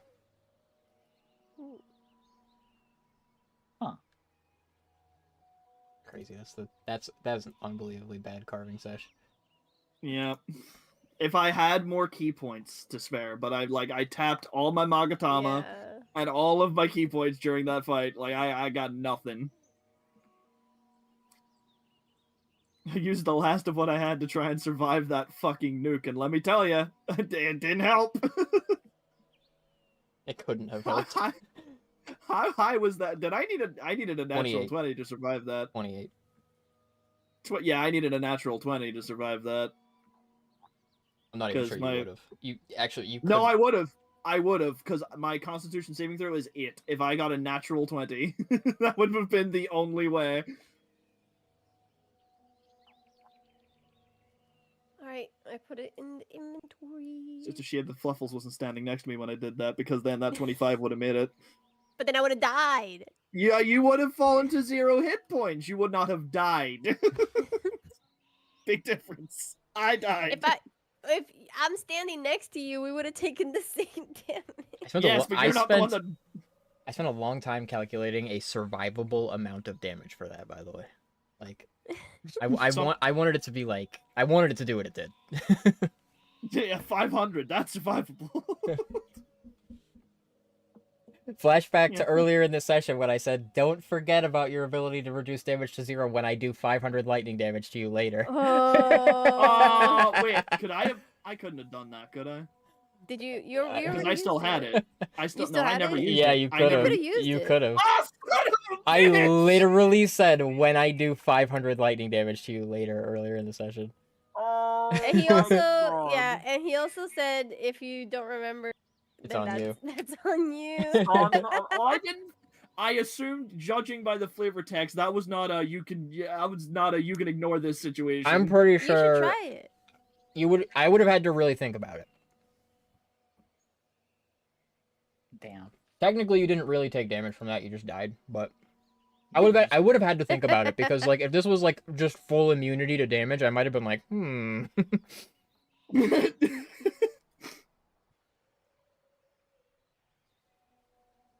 Wait, I have guts. Well, I die. I die. It doesn't matter. You died, yeah. You Guts, just died. Guts doesn't matter. I died. All right. So back to the ship, right?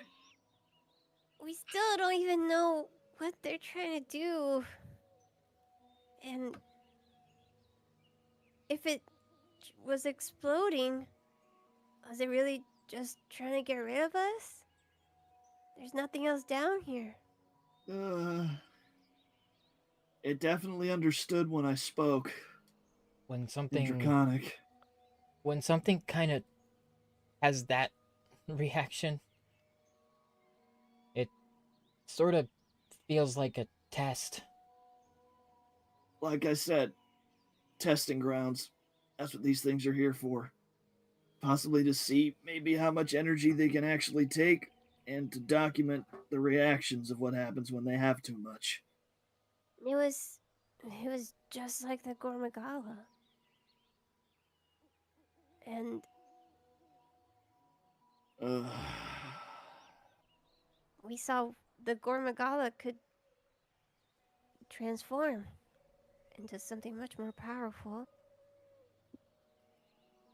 So you're saying that Dionia definitely has a hand in this? I think so. But Yeah. that also means that if Aedai went to anywhere, then maybe he also realized it. Maybe he's also trying to figure it out. The notes Well, that Aedai took about the Gormagala said that they were living things that were the byproduct of artificial confluence. So, are these guardian monsters byproducts of something? artificial confluence, maybe? Maybe. Why wouldn't that just be another Gormagala? Maybe he's refined his process. Now he's making monsters.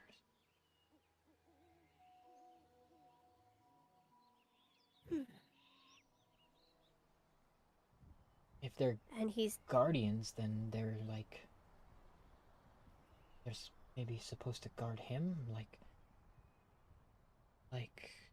soldiers?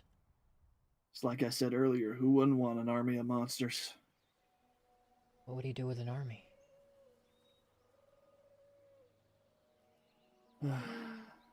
Still haven't quite figured that one out yet. We'll have to ask him. Yeah, because he's just gonna show up and tell us everything we want to know. Now, he's told us everything before. Yeah, just wouldn't have be to the first ask. time. He's pretty open about these things. I don't think he really cares about When we know seen him in over a year. Yeah, we just gotta finish up here and then see if we can find him. If it's all the same to you guys, I think I'm gonna nap. Well, not here. Aw. We gotta get on the ship. When we're back on the ship, you think I really yeah. want? I just blew up here, Captain. I don't think I want to take a nap here. You sure? It seems pretty comfy. Claw. It's just a crater now. Do You're, not you're push not me choking right on the now. air because like all of the effluvium was like just burned, Obliterated. Evaporated. totally evaporated. But it'll be back. Yeah, we should hurry up before it comes back. Let's get out of here.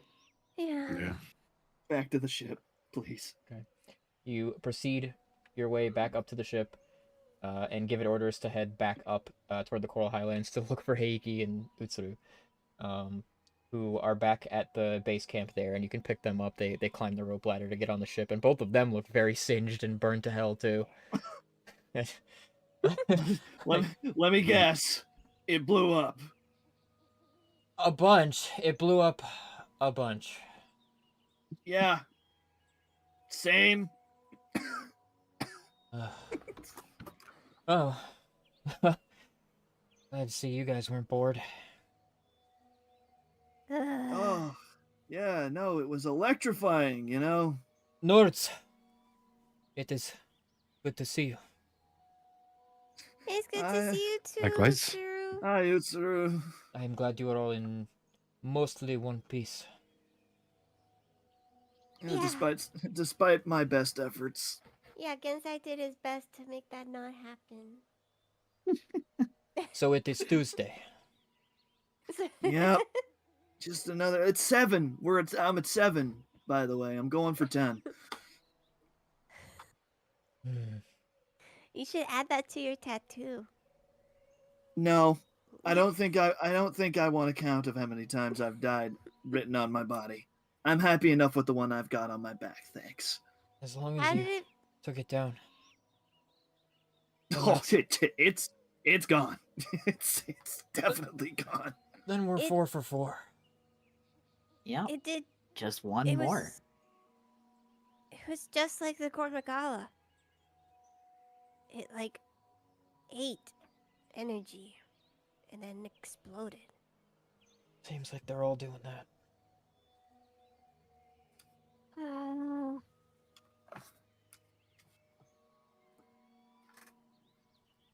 All right. Well, Did you guys have fun in the Coral Highlands at least? Fun is a state of mind. Huh. He like looks over at Sia. So did he get that from you or did you get that from him? I think we both got it from Luna. Oh. Yeah, that makes sense. Yeah, that all adds up. Yeah.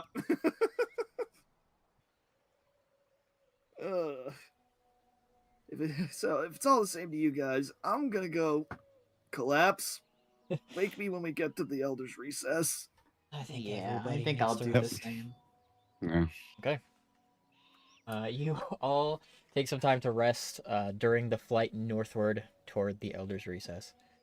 It's gonna take about that long, like 8 or 9 hours, to kind of maneuver through the crags and rocks toward the secluded volcanic space to the north of the New World. When you rise, it'll be like very, very early morning after 8 hours have passed.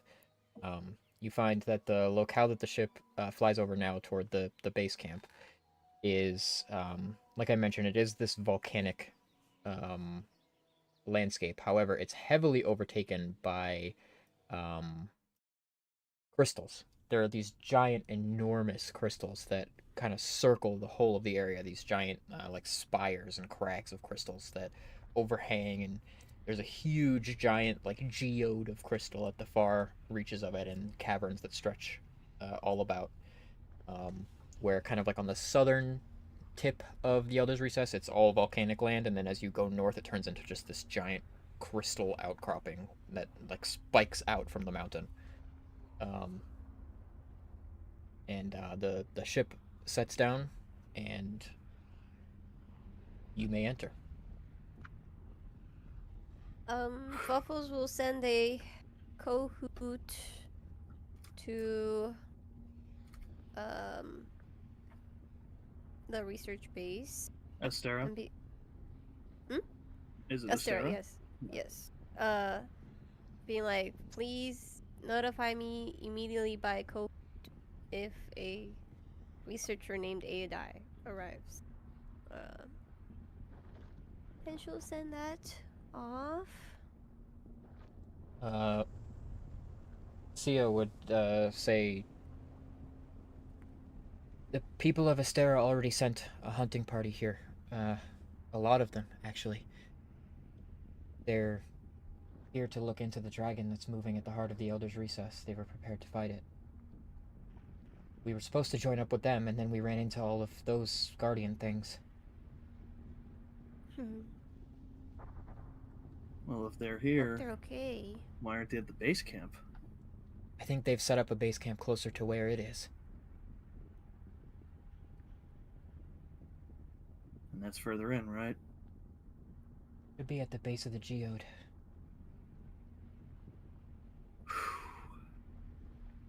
In the not too far distance, there's a rumble that comes through the ground, and then you hear the sound of this just great explosion. Oh. Oh, that's not good. Okay, let's go. Let's go! Right.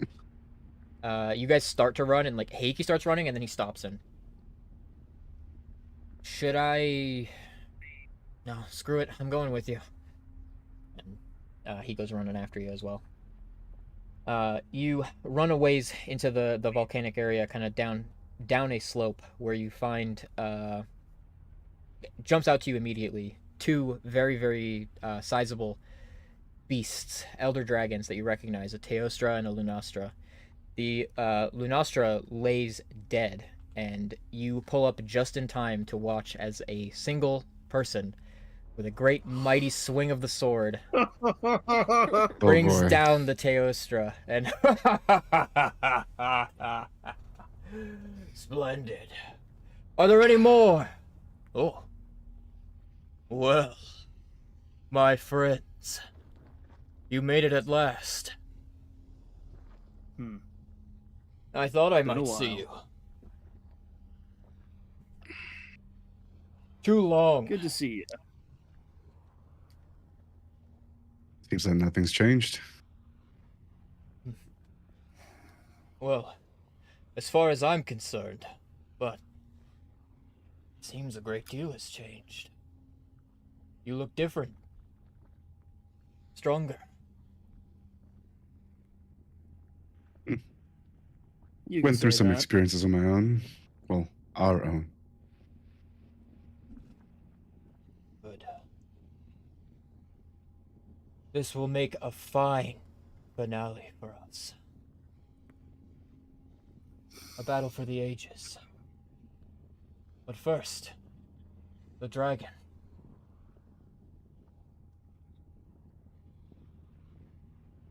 Yeah. And then after the dragon's taken care of, we end this. I had thought this might happen. My greatest battle.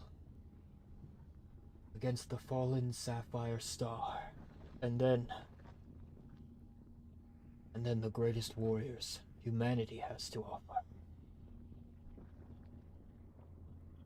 Win or lose, this will be the end of my quest for glory.